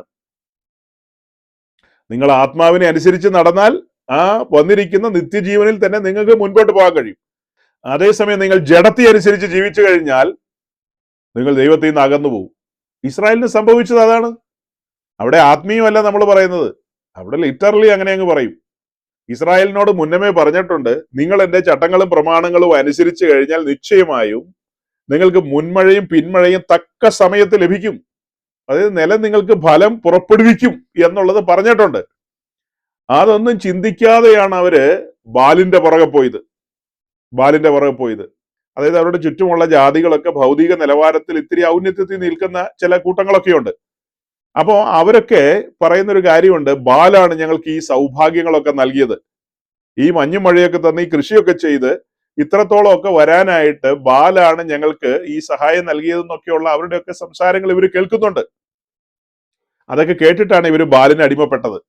യഹോവയായ ദൈവം ഞങ്ങൾക്ക് തന്നിട്ട് ഇത്രയൊക്കെയാ കിട്ടിയുള്ളൂ, ബാലിന്റെ കൂടെയും കൂടെ കൂടിക്കഴിഞ്ഞാൽ, അതായത് ഇടയ്ക്കൊരു വെള്ളിയാഴ്ച ബാലിന്റെ കൂട്ടത്തില്, ബാക്കിയല്ല യഹോവയായ ദൈവത്തിന്റെ കൂട്ടത്തിൽ, 6 ദിവസം യഹോവയായ ദൈവത്തിന്റെ കൂട്ടത്തില്, 7ാമതൊരു വെള്ളിയാഴ്ച അവിടെ ഇന്ന സ്ഥലത്ത് ഒരു ഇങ്ങനെ പറഞ്ഞു കേട്ടു, ഇങ്ങനെ വെള്ളിയാഴ്ച ഇന്ന സ്ഥലത്ത് ഒരു ഇടപാടുണ്ടെന്ന് കേട്ടു. പുള്ളി ചുട്ട കോഴിയെ പറപ്പിക്കുന്ന പാർട്ടിയാണ്.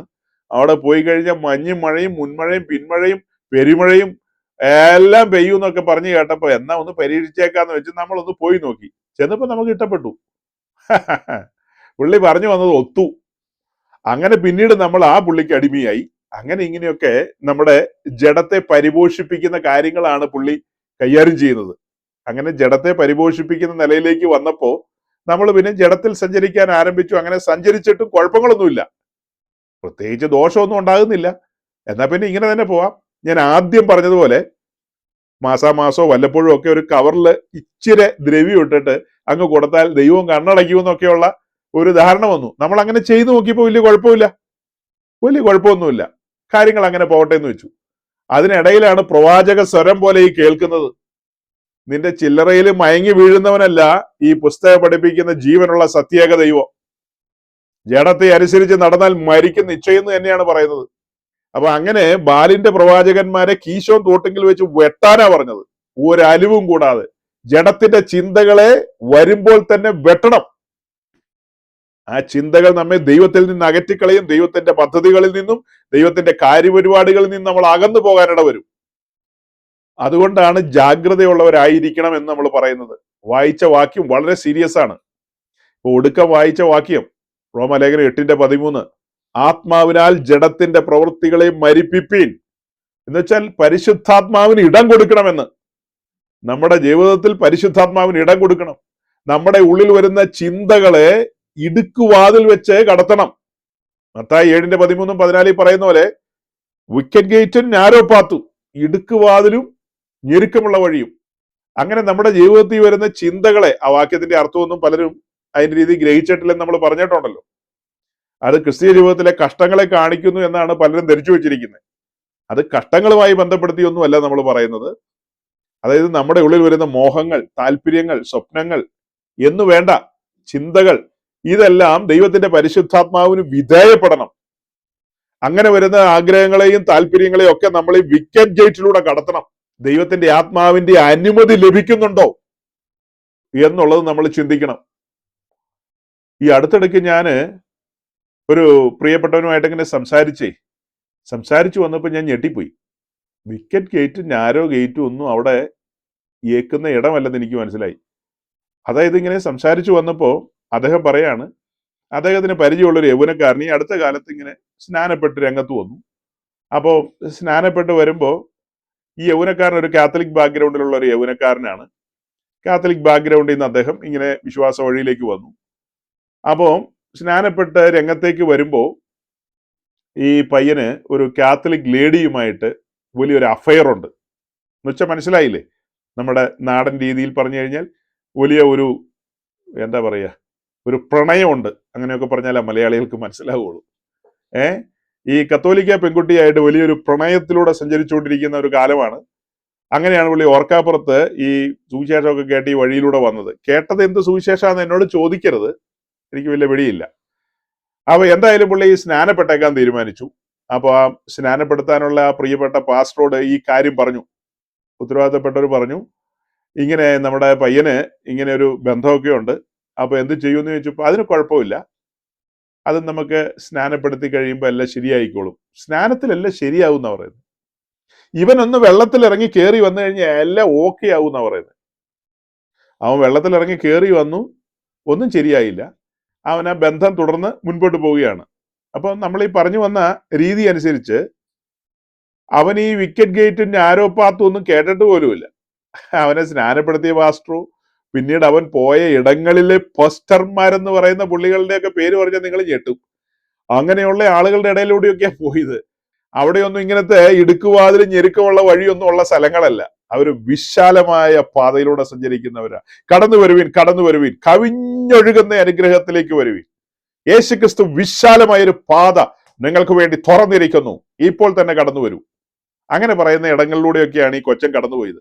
അതിനിടയ്ക്ക് ഈ കത്തോലിക്ക പെൺകുട്ടിയായിട്ടുള്ള ബന്ധം, അതും അങ്ങനെ ഒരു സൈഡിൽ അതും ഇങ്ങനെ കൊണ്ടു കിടക്കുന്നു. ശരിക്കും പറഞ്ഞാൽ പുള്ളി ഒരു നുകത്തിൻ കീഴിലാണ്. ഒരു സൈഡിൽ അവനും ഒരു സൈഡിൽ കത്തോലിക്ക പെങ്കൊച്ചും. ശരിക്കും നമ്മൾ പറയുന്ന നുകത്തിൻ കീഴിലാണെങ്കിൽ എങ്ങനെയായിരിക്കണം? നിങ്ങൾ ഭാവന കണ്ടോ? അങ്ങനെയൊന്നും അല്ല കൊച്ചന്റെ സഞ്ചാരം. അപ്പോൾ ഇടുക്കമുള്ള വാതിലും ഞെരുക്കമുള്ള വഴിയൊന്നും ഈ പയ്യൻ കണ്ടെത്തിയില്ല സഹോദരങ്ങളെ. ഞാൻ സന്ദർഭവശാൽ മത്തായി 7:13-14 പറഞ്ഞപ്പോ ഈ കൊച്ചനെ എന്റെ ഓർമ്മയിലേക്ക് വന്നു.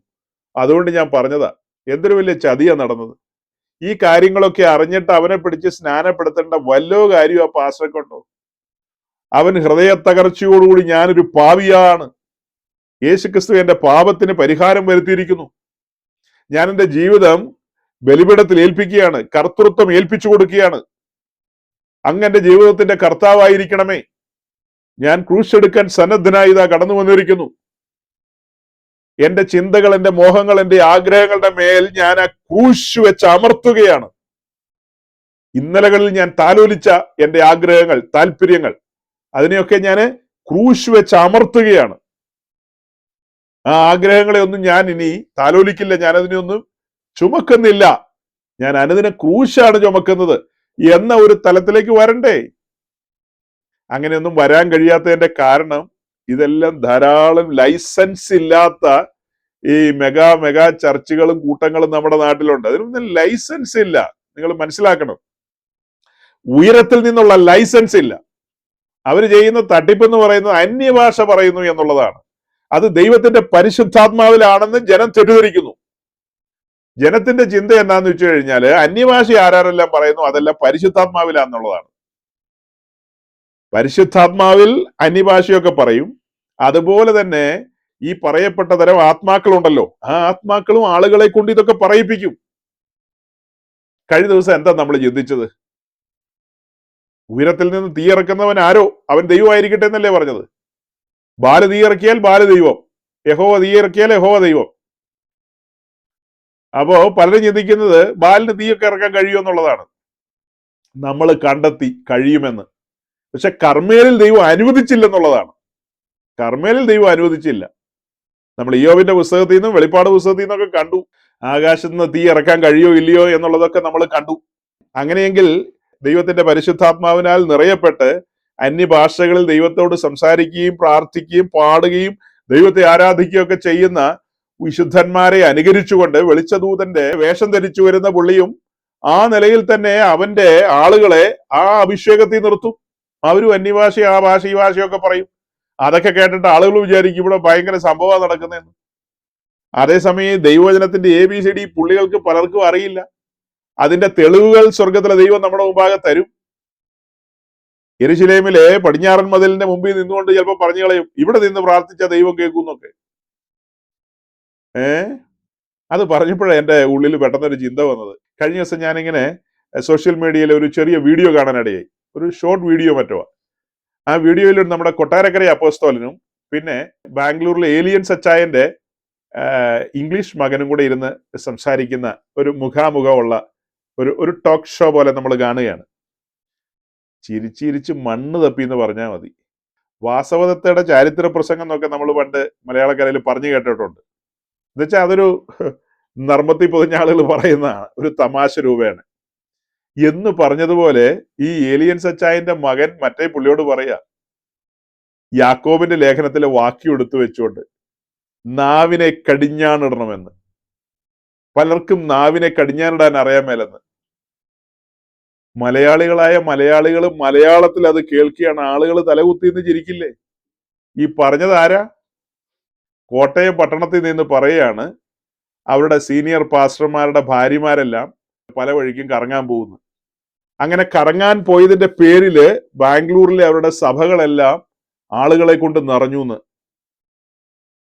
ഞാൻ എൻ്റെ വാക്കുകളല്ല ഈ പറയുന്നത്, പുള്ളിയുടെ വാക്കുകൾ തന്നെയാണ്.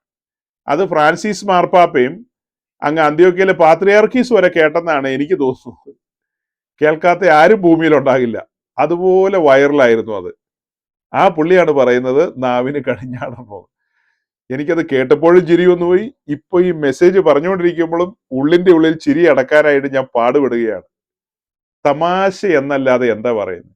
അതിനടിയിലൊക്കെ വന്ന ആളുകൾ കമന്റ് ചെയ്തിരിക്കുകയാണ്, അതാണ് ഇന്നത്തെ പെന്തിക്കോസ്ത് എന്ന് ഞാൻ പറയുന്നത്. ഒരു ബോധവുമില്ല, വെളിവുമില്ലാത്ത മനുഷ്യരായി പോയില്ലോ എന്ന് ഓർക്കുന്നത്. അത് കേൾക്കുമ്പോൾ തന്നെ ചിന്തിക്കണ്ടേ, എന്റെ ദൈവമേ, ഈ മനുഷ്യന് യാതൊരു അച്ചടക്കവും ഇല്ല, ദൈവത്തിന്റെ ആത്മാവിനെ അനുസരിച്ച് നടക്കുന്നവനല്ല, പരസ്യമായി പെന്തക്കോസ്ത് സമൂഹത്തെ അപമാനിച്ച ഒരുവനാണ് ആ സംസാരിക്കുന്നത്. ലോകമുള്ള ആളുകൾ മുഴുവൻ അന്നത് കേട്ടു. ഇവിടെ ഇടയിലുള്ള പാസ്റ്റർമാരുടെ ഭാര്യമാർ ഇങ്ങനെ പോകുന്നവരാന്നൊക്കെ. അതൊക്കെ പബ്ലിക്കിൽ വന്ന് പറയേണ്ട കാര്യങ്ങളാണോ? അതാണോ സുവിശേഷ പ്രസംഗം? പബ്ലിക്കിൽ അത്രയും പുരുഷാരെ മുമ്പിൽ വരുമ്പോ പാപത്തെക്കുറിച്ചൊക്കെ പ്രസംഗിച്ച് ജനത്തെ ബോധവൽക്കരിച്ച് ജനത്തെ ക്രൂശിങ്കിലേക്ക് അടുപ്പിക്കാം. ക്രൂശിതനായ ക്രിസ്തുവിനെ വരച്ചു കാണിക്കാം അവരുടെ കണ്ണിന്റെ മുമ്പിൽ. എന്തൊരു അനുഗ്രഹിക്കപ്പെട്ട നിമിഷങ്ങളായിരിക്കും അത്. അത് ദൈവത്തിന്റെ പരിശുദ്ധാത്മാവിനാൽ നടത്തപ്പെടുന്ന ഒരു ശുശ്രൂഷകനെ അങ്ങനെ ഒരു ചിന്തയുണ്ടാകുകയുള്ളൂ. വേറെ ആത്മാവിനാൽ നടന്ന് കുറെ അന്യഭാഷയൊക്കെ പറയുന്ന പുള്ളികള്, അവർക്ക് ഇങ്ങനത്തെ ചിന്തയൊന്നും വരില്ല. അവർക്ക് ഇത്രയും പുരുഷാരെ മുമ്പിൽ വന്നിരുന്നു കഴിഞ്ഞാൽ അവരുടെ ചിന്ത എന്താ? അവർക്ക് ഇളക്കി മറിക്കാനും അവരുടെ കസർത്ത് കാണിക്കാനും ഒക്കെയുള്ള ഒരു കൂട്ടം ആൾക്കാരെന്ന് അവർ ചിന്തിക്കുന്നത്. അതേസമയം ഭക്തന്മാരായ ദൈവദാസന്മാരുടെ ചിന്തയിലൂടെ എന്തായിരിക്കും കടന്നു പോകുന്നത്? കർത്താവായ യേശു ക്രിസ്തു തന്റെ സ്വന്തം രക്തത്താൽ സമ്പാദിച്ചിരിക്കുന്ന ആട്ടിൻകൂട്ടമാ മുമ്പിലിരിക്കുന്നത്. അവർക്ക് ബുദ്ധിയുപദേശത്തിനായിട്ട്, അവർക്ക് ഈ യാത്രയ്ക്ക് വേണ്ടുന്നതായ ഊർജം, കരുത്ത് പകരേണ്ടതിനായിട്ട് ദൈവിക ചിന്തകൾ അവരുടെ മുമ്പിൽ വെക്കണമെന്നല്ലേ ഉയരത്തിൽ നിന്ന് അയക്കപ്പെട്ട പരിശുദ്ധാത്മാവിനാൽ ശുശ്രൂഷിക്കുന്ന ദൈവദാസന്മാരുടെ ഉള്ളിൽ വരുന്നത്. അല്ലാത്തവർക്ക് അങ്ങനത്തെ ചിന്ത വരുമോ? ഒരിക്കലും വരില്ല. അപ്പോൾ ഇതിനാലൊക്കെ നമുക്ക് തിരിച്ചറിയാൻ കഴിയും ഇത് ദൈവത്തിന്റെ ആത്മാവിനാലാണോ അല്ലയോ എന്നൊക്കെയുള്ളത്. ഇപ്പൊ എന്ത് പറഞ്ഞപ്പോഴും ഇവിടെ പോയെന്ന് മനസ്സിലായോ? കുറെ കാര്യങ്ങൾ പറഞ്ഞു പോയി. അതിനിടയ്ക്ക് കത്തോലിക്ക ബാക്ക്ഗ്രൗണ്ടിൽ നിന്ന് വന്ന കൊച്ചൻ കത്തോലിക്ക ബാക്ക്ഗ്രൗണ്ടിൽ തന്നെയുള്ള ഒരു കാര്യത്തെ ഇങ്ങനെ ഹൃദയത്തിൽ സൂക്ഷിച്ചുകൊണ്ട് ഇപ്പോഴും നടക്കുന്നു എന്നുള്ളതാണ് എൻ്റെ ഒരു അറിവ്. മാറ്റം വന്നോ ഇല്ലയോ എന്ന് എനിക്കറിയില്ല. അത് ദൈവസന്നിധിയിലെ കുറ്റകരമാണ്, പാപമാണ്. കാരണം കർത്തൃത്വം ഏൽപ്പിച്ചു കൊടുത്തിട്ടില്ല, ജീവിതത്തിൽ ഇടുക്കമുള്ള വാതിലും ഞെരുക്കമുള്ള വഴിയും കണ്ടെത്തുന്നില്ല എന്നുള്ളതൊക്കെയാണ് അതിൽ നിന്ന് നമ്മൾ മനസ്സിലാക്കുന്നത്. അതായത് ശരിയായ ശുശ്രൂഷകനാണെങ്കിൽ ദൈവവചനത്തിന്റെ എല്ലാ ഭാഗങ്ങളും പ്രസംഗിക്കും, എല്ലാ കാര്യങ്ങളും ഒന്നും മാറ്റിവെക്കില്ല, ഒരു കമ്പാർട്ട്മെന്റും ക്ലോസ് ചെയ്ത് വെച്ചേക്കില്ലെന്ന്, എല്ലാം പ്രസംഗിക്കും. 1 തിമോഥെയോസ് 6-ാം അധ്യായത്തിലെ വാക്യവും പ്രസംഗിക്കും. അതും പ്രസംഗിക്കും, നിശ്ചയമായും പ്രസംഗിക്കും. എന്നതാ അത്? ഉന്മാനും ഉടുക്കാനും ഉണ്ടെങ്കിൽ മതിയെന്ന് വിചാരിക്കാം, ദ്രവ്യാഗ്രഹ സകലവിധ ദോഷത്തിന് മൂലകാരണം. അതൊക്കെ ദൈവത്തിന്റെ ദാസന്മാർ പ്രസംഗിക്കുമെന്ന് വെച്ചാൽ പ്രസംഗിക്കണം. പെന്തക്കോസ്തിലെ ദൈവദാസന്മാർ പ്രസംഗിക്കുന്നവരുണ്ട്. പെന്തക്കോസ്തിലെ ന്യൂ ജനറേഷൻ പെന്തിക്കോസിലെ ഒരു കുഞ്ഞത് പ്രസംഗിക്കുമെന്ന് എനിക്ക് തോന്നുന്നില്ല. ന്യൂ ജനറേഷൻ പെന്തിക്കോസ് എന്ന് പറഞ്ഞ് കുറെ പുള്ളികൾ നടപ്പുണ്ടല്ലോ, ഒന്ന് വെച്ചാൽ 2 കിട്ടും എന്നൊക്കെ പറഞ്ഞ് നടക്കുന്ന ആളുകൾ. അത്തരക്കാർക്ക് ആരെങ്കിലും അങ്ങനെയുള്ള വാക്യങ്ങളൊക്കെ എടുത്ത് വെച്ച് പ്രസംഗിക്കാൻ പറ്റുമോ? ഒരിക്കലും പറ്റത്തില്ല. അവരുടെ മനസാക്ഷി അനുവദിക്കില്ല. അതിനുള്ള പ്രാഗൽഭ്യമില്ലെന്നേ അവർക്കൊന്നും. അതിനുള്ള പ്രാഗൽഭ്യമില്ല. അങ്ങനെ പ്രസംഗിക്കണമെങ്കിൽ അങ്ങനെ ജീവിച്ചിട്ട് വേണം പ്രസംഗിക്കാൻ.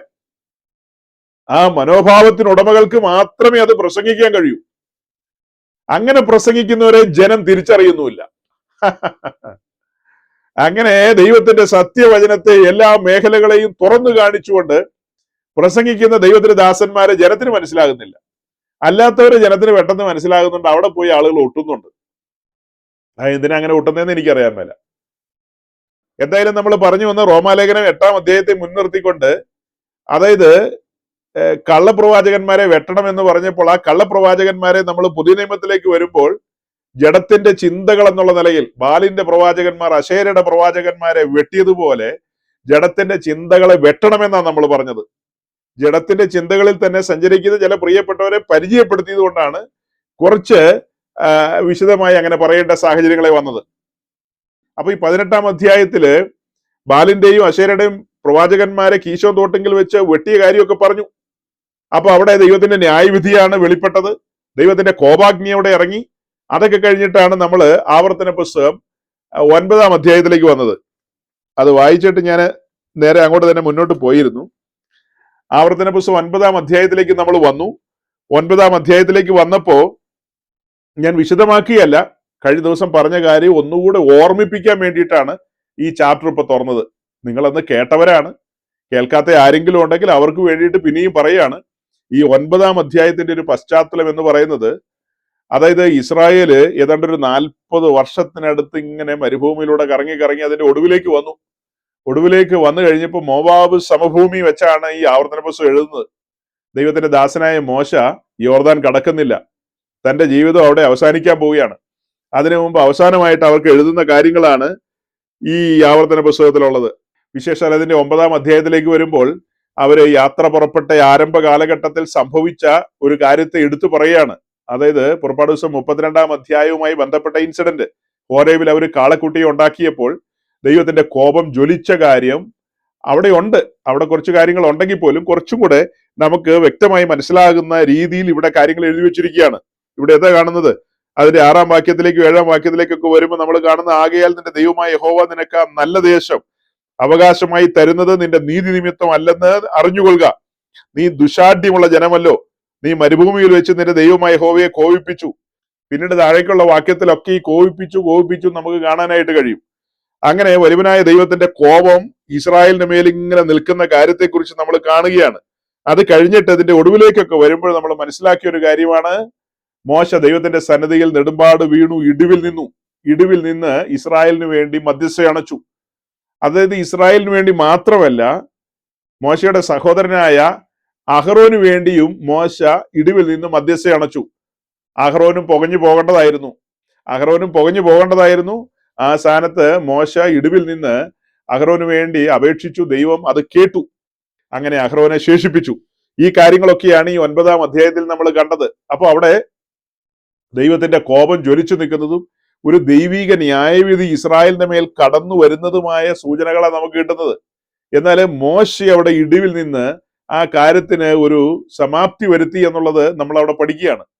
1 രാജാക്കന്മാർ 18-ാം അധ്യായത്തിൽ ദൈവത്തിന്റെ ദാസനായ ഏലിയാവ് ഇസ്രായേലിന്റെ മേൽ വരേണ്ട ആ കോപാഗ്നി ആത്മാവിൽ കണ്ടുകൊണ്ട് തന്നെയാണ് ദൈവസന്നിധിയിൽ ഇടിവിൽ നിന്നത്.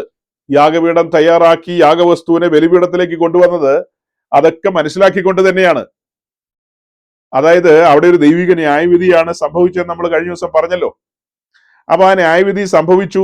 അതുപോലെ തന്നെ ഏലിയാവിന്റെ ആ മനസ്സൊരുക്കത്തിനും പ്രമാണപ്രകാരമുള്ള ആ അർപ്പണത്തിലും ദൈവം പ്രസാദിച്ചുകൊണ്ട് ആ യാഗത്തിൽ ദൈവം സംപ്രീതനായി. അത് ഏലിയാവിനോടുള്ള ബന്ധത്തില, ഇസ്രായേലിനോടുള്ള ബന്ധത്തിലല്ല. ഏലിയാവിനോടുള്ള ബന്ധത്തിൽ ദൈവം ആ യാഗത്തിൽ സംപ്രീതനായി. അതേസമയം ഇസ്രായേലിന്റെ മേലുള്ള ദൈവത്തിന്റെ കോപം ജ്വലിച്ചു നിൽക്കുകയാണ്. അതിനൊക്കെ വാക്യങ്ങളുണ്ട്, അതൊക്കെ നമ്മൾ കണ്ടതാണ്. അതുകൊണ്ട് ഞാൻ അതിലേക്ക് പോകുന്നില്ല. അപ്പം അങ്ങനെ സംഭവിക്കില്ല എന്ന് പറഞ്ഞവർക്കൊക്കെയുള്ള മറുപടിയാണ് നമ്മൾ കൊടുത്തത്. തുടർന്ന് നമ്മൾ മുൻപോട്ട് പറഞ്ഞു പോകാൻ പോകുന്ന കാര്യം ഇത്രയേ ഉള്ളൂ.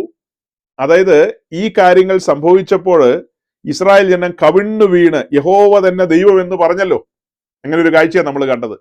എന്നാൽ അതൊന്നും അധിക കാലത്തേക്ക് അങ്ങനെ തുടർന്നില്ല. 1 രാജാക്കന്മാർ 18-ാം അധ്യായമാണ് നമ്മൾ തുറന്നു വെച്ചത്. എന്നാൽ അത് കഴിഞ്ഞിട്ടുള്ള 1-2 അധ്യായങ്ങളിലേക്ക് ഒന്ന് ഓടിച്ചു പറഞ്ഞിട്ട് ഞാൻ വേഗം അവസാനിപ്പിക്കാം. 1 രാജാക്കന്മാർ 18-ാം അധ്യായമാണ് നമ്മൾ ഇത്രയും സമയം പറഞ്ഞുകൊണ്ടിരുന്നത്. അത് കഴിഞ്ഞ് അതിന്റെ 19-ാം അധ്യായത്തിലേക്ക് വരുമ്പോ ഏലിയാവിന് ശേഷം ഏലീശയെ പ്രവാചകനായിട്ട് അഭിഷേകം ചെയ്യുന്ന കാര്യം നമ്മൾ കാണുന്നുണ്ട്. അതും കഴിഞ്ഞിട്ട് 20-ാം അധ്യായത്തിലേക്ക് അതും കഴിഞ്ഞിട്ട് അതിന്റെ 21-ാം അധ്യായത്തിലേക്ക് വരുമ്പോൾ അവിടെ വീണ്ടും ആഹാബിനെ നമ്മൾ കണ്ടുമുട്ടുകയാണ്. ആഹാബ് നാബോത്തിന്റെ മുന്തിരിത്തോട്ടം ആഗ്രഹിക്കുന്ന കാര്യം ആ ചാപ്റ്ററിന്റെ തുടക്കത്തിൽ കാണുന്നുണ്ട്. തുടർന്ന് നമ്മൾ മുന്നോട്ട് വായിച്ചു വരുമ്പോൾ നമുക്ക് മനസ്സിലാകുന്ന ഒരു കാര്യമുണ്ട്. ചില കെണി ഒരുക്കിക്കൊണ്ട് നാബോത്തിനെ ആഹാബ് കൊല്ലുന്ന ഒരു കാഴ്ചയാണ്. ഡയറക്റ്റ് അല്ലെങ്കിൽ ഇൻഡയറക്റ്റ് ആയിട്ട് നാബോത്തിനെ കല്ലെറിഞ്ഞു കൊല്ലുന്ന ഒരു കാഴ്ച നമ്മൾ കാണുകയാണ്. നാബോത്ത് ഒരു ഭക്തനായ മനുഷ്യനാണ്. ഒരു വലിയ ചോദ്യം അവിടെ ഉണ്ട് കേട്ടോ. ഇത്രയും ഭക്തനായ ഒരു മനുഷ്യന്, ഒരു തെറ്റും ചെയ്യാത്ത നീതിമാനായ ഒരു മനുഷ്യനെ ഇങ്ങനെ കൊല്ലുമ്പോൾ വലുവനായ ദൈവം അതിന് ഒരു തടയിട്ടില്ലേ? ദൈവം എന്തുകൊണ്ട് അത് തടഞ്ഞില്ല എന്നൊക്കെയുള്ള ഒരു ചോദ്യം പലപ്പോഴും ആളുകൾ ചോദിച്ചിട്ടുണ്ട്. ആ ചോദ്യത്തിനൊക്കെ ഉത്തരവുണ്ട്. പക്ഷെ ഞാനിപ്പോ ആ ഉത്തരത്തിലേക്കൊന്നും പോകുന്നില്ല, ഓടിച്ചു പറയുകയാണ്. നാബോത്തിനെ കൊന്നതിന് ശേഷം 21-ാം അധ്യായത്തിന്റെ 16-ഉം 17-ഉം വാക്യത്തിലേക്ക് വരുമ്പോ യഹോവയായ ദൈവം ഏലിയാവിനോട് പറയുന്ന ചില കാര്യങ്ങളാണ്. അതായത് നീ ആഹാബിനോട് ചെന്ന് ആഹാബിനോട് ദൈവത്തിന്റെ സന്ദേശം അറിയിക്കാൻ പറയാണ്. അങ്ങനെ 18-ാം വാക്യത്തിലേക്ക് വരുമ്പോൾ ഏലിയാവ് ആഹാബിനെ കാണാനായിട്ട് ചെല്ലുകയാണ്. നീ എഴുന്നേറ്റ് ശമരിയയിലെ ഇസ്രായേൽ രാജാവായ ആഹാബിനെ എതിരേൽപ്പാൻ ചെല്ലുക. ഇതാ അവൻ നാബോത്തിന്റെ മുന്തിരിത്തോട്ടം കൈവശമാക്കുവാൻ അവിടേക്ക് പോയിരിക്കുന്നു. അപ്പം ഏലിയാവ് അവിടേക്ക് കടന്നു ചെല്ലുകയാണ്. നീ അവനോട്, നീ കുല ചെയ്യുകയും കൈവശമാക്കുകയും ചെയ്തുവോ എന്ന് യഹോവ ചോദിക്കുന്നു. നായ്ക്കൾ നാബോത്തിന്റെ രക്തം നക്കിയ സ്ഥലത്ത് വെച്ച് തന്നെ നിന്റെ രക്തവും നക്കിക്കളയുമെന്ന് യഹോവ കൽപ്പിക്കുന്നു എന്ന് അവനോട് പറക. അതായത് ഏലിയാവ് അത് അങ്ങനെ തന്നെ ആഹാബിനോട് പറയാണ്. അത് കേട്ട ആഹാബ് ഏലിയാവോട്, എന്റെ ശത്രുവോ, നീ എന്നെ കണ്ടെത്തിയോ എന്ന് പറഞ്ഞു. കുറെ കാലങ്ങൾക്ക് ശേഷം അവർ തമ്മിൽ കാണുകയാണ്. കർമ്മേലി വെച്ച് കണ്ട ഒരു കാഴ്ച നിങ്ങളൊന്ന് ഓർത്തു നോക്കിയേ. അല്ല, ഇത് ആരാ വന്നിരിക്കുന്നത്? ഇസ്രായേലിനെ കഷ്ടപ്പെടുത്തുന്നവനോ എന്നാ അന്ന് ചോദിച്ചത്. അപ്പൊ അതിന് കൃത്യം മറുപടി ഏലിയാവ് കൊടുത്തു. ഞാനല്ല ഇസ്രായേലിനെ കഷ്ടപ്പെടുന്നത്, നീയും നിന്റെ പിതൃഭവനവും അത്രയെന്ന് അന്ന് പറഞ്ഞില്ലേ. അതിനുശേഷം നമ്മൾ ഈ 20-ാം വാക്യത്തിൽ കാണുകയാണ്. ആഹാബ് ഏലിയാവോട്, ഓ എന്റെ ശത്രുവോ, എന്റെ ശത്രു ഇതാ എന്റെ മുമ്പിൽ വന്നിരിക്കുന്നു എന്നുള്ള രീതിയിലാണ് പറയുന്നത്. നീ എന്നെ കണ്ടെത്തിയോ എന്ന് പറഞ്ഞു. അതിന് അവൻ പറഞ്ഞത് എന്തെന്നാൽ, അതെ ഞാൻ കണ്ടെത്തി. യഹോവയ്ക്ക് അനിഷ്ടമുള്ളത് ചെയ്യുവാൻ നീ നിന്നെ തന്നെ വിറ്റ് കളഞ്ഞതുകൊണ്ട് ഞാൻ നിന്റെ മേൽ അനർത്ഥം വരുത്തും. യഹോവയായ ദൈവം അരുളി ചെയ്യുകയാണ്, ഞാൻ നിന്റെ മേൽ അനർത്ഥം വരുത്തുമെന്ന്. ആ അനർത്ഥം എന്താണെന്നുള്ളതാണ് ഈ തൊട്ട് താഴെ നമ്മൾ വായിച്ചത്.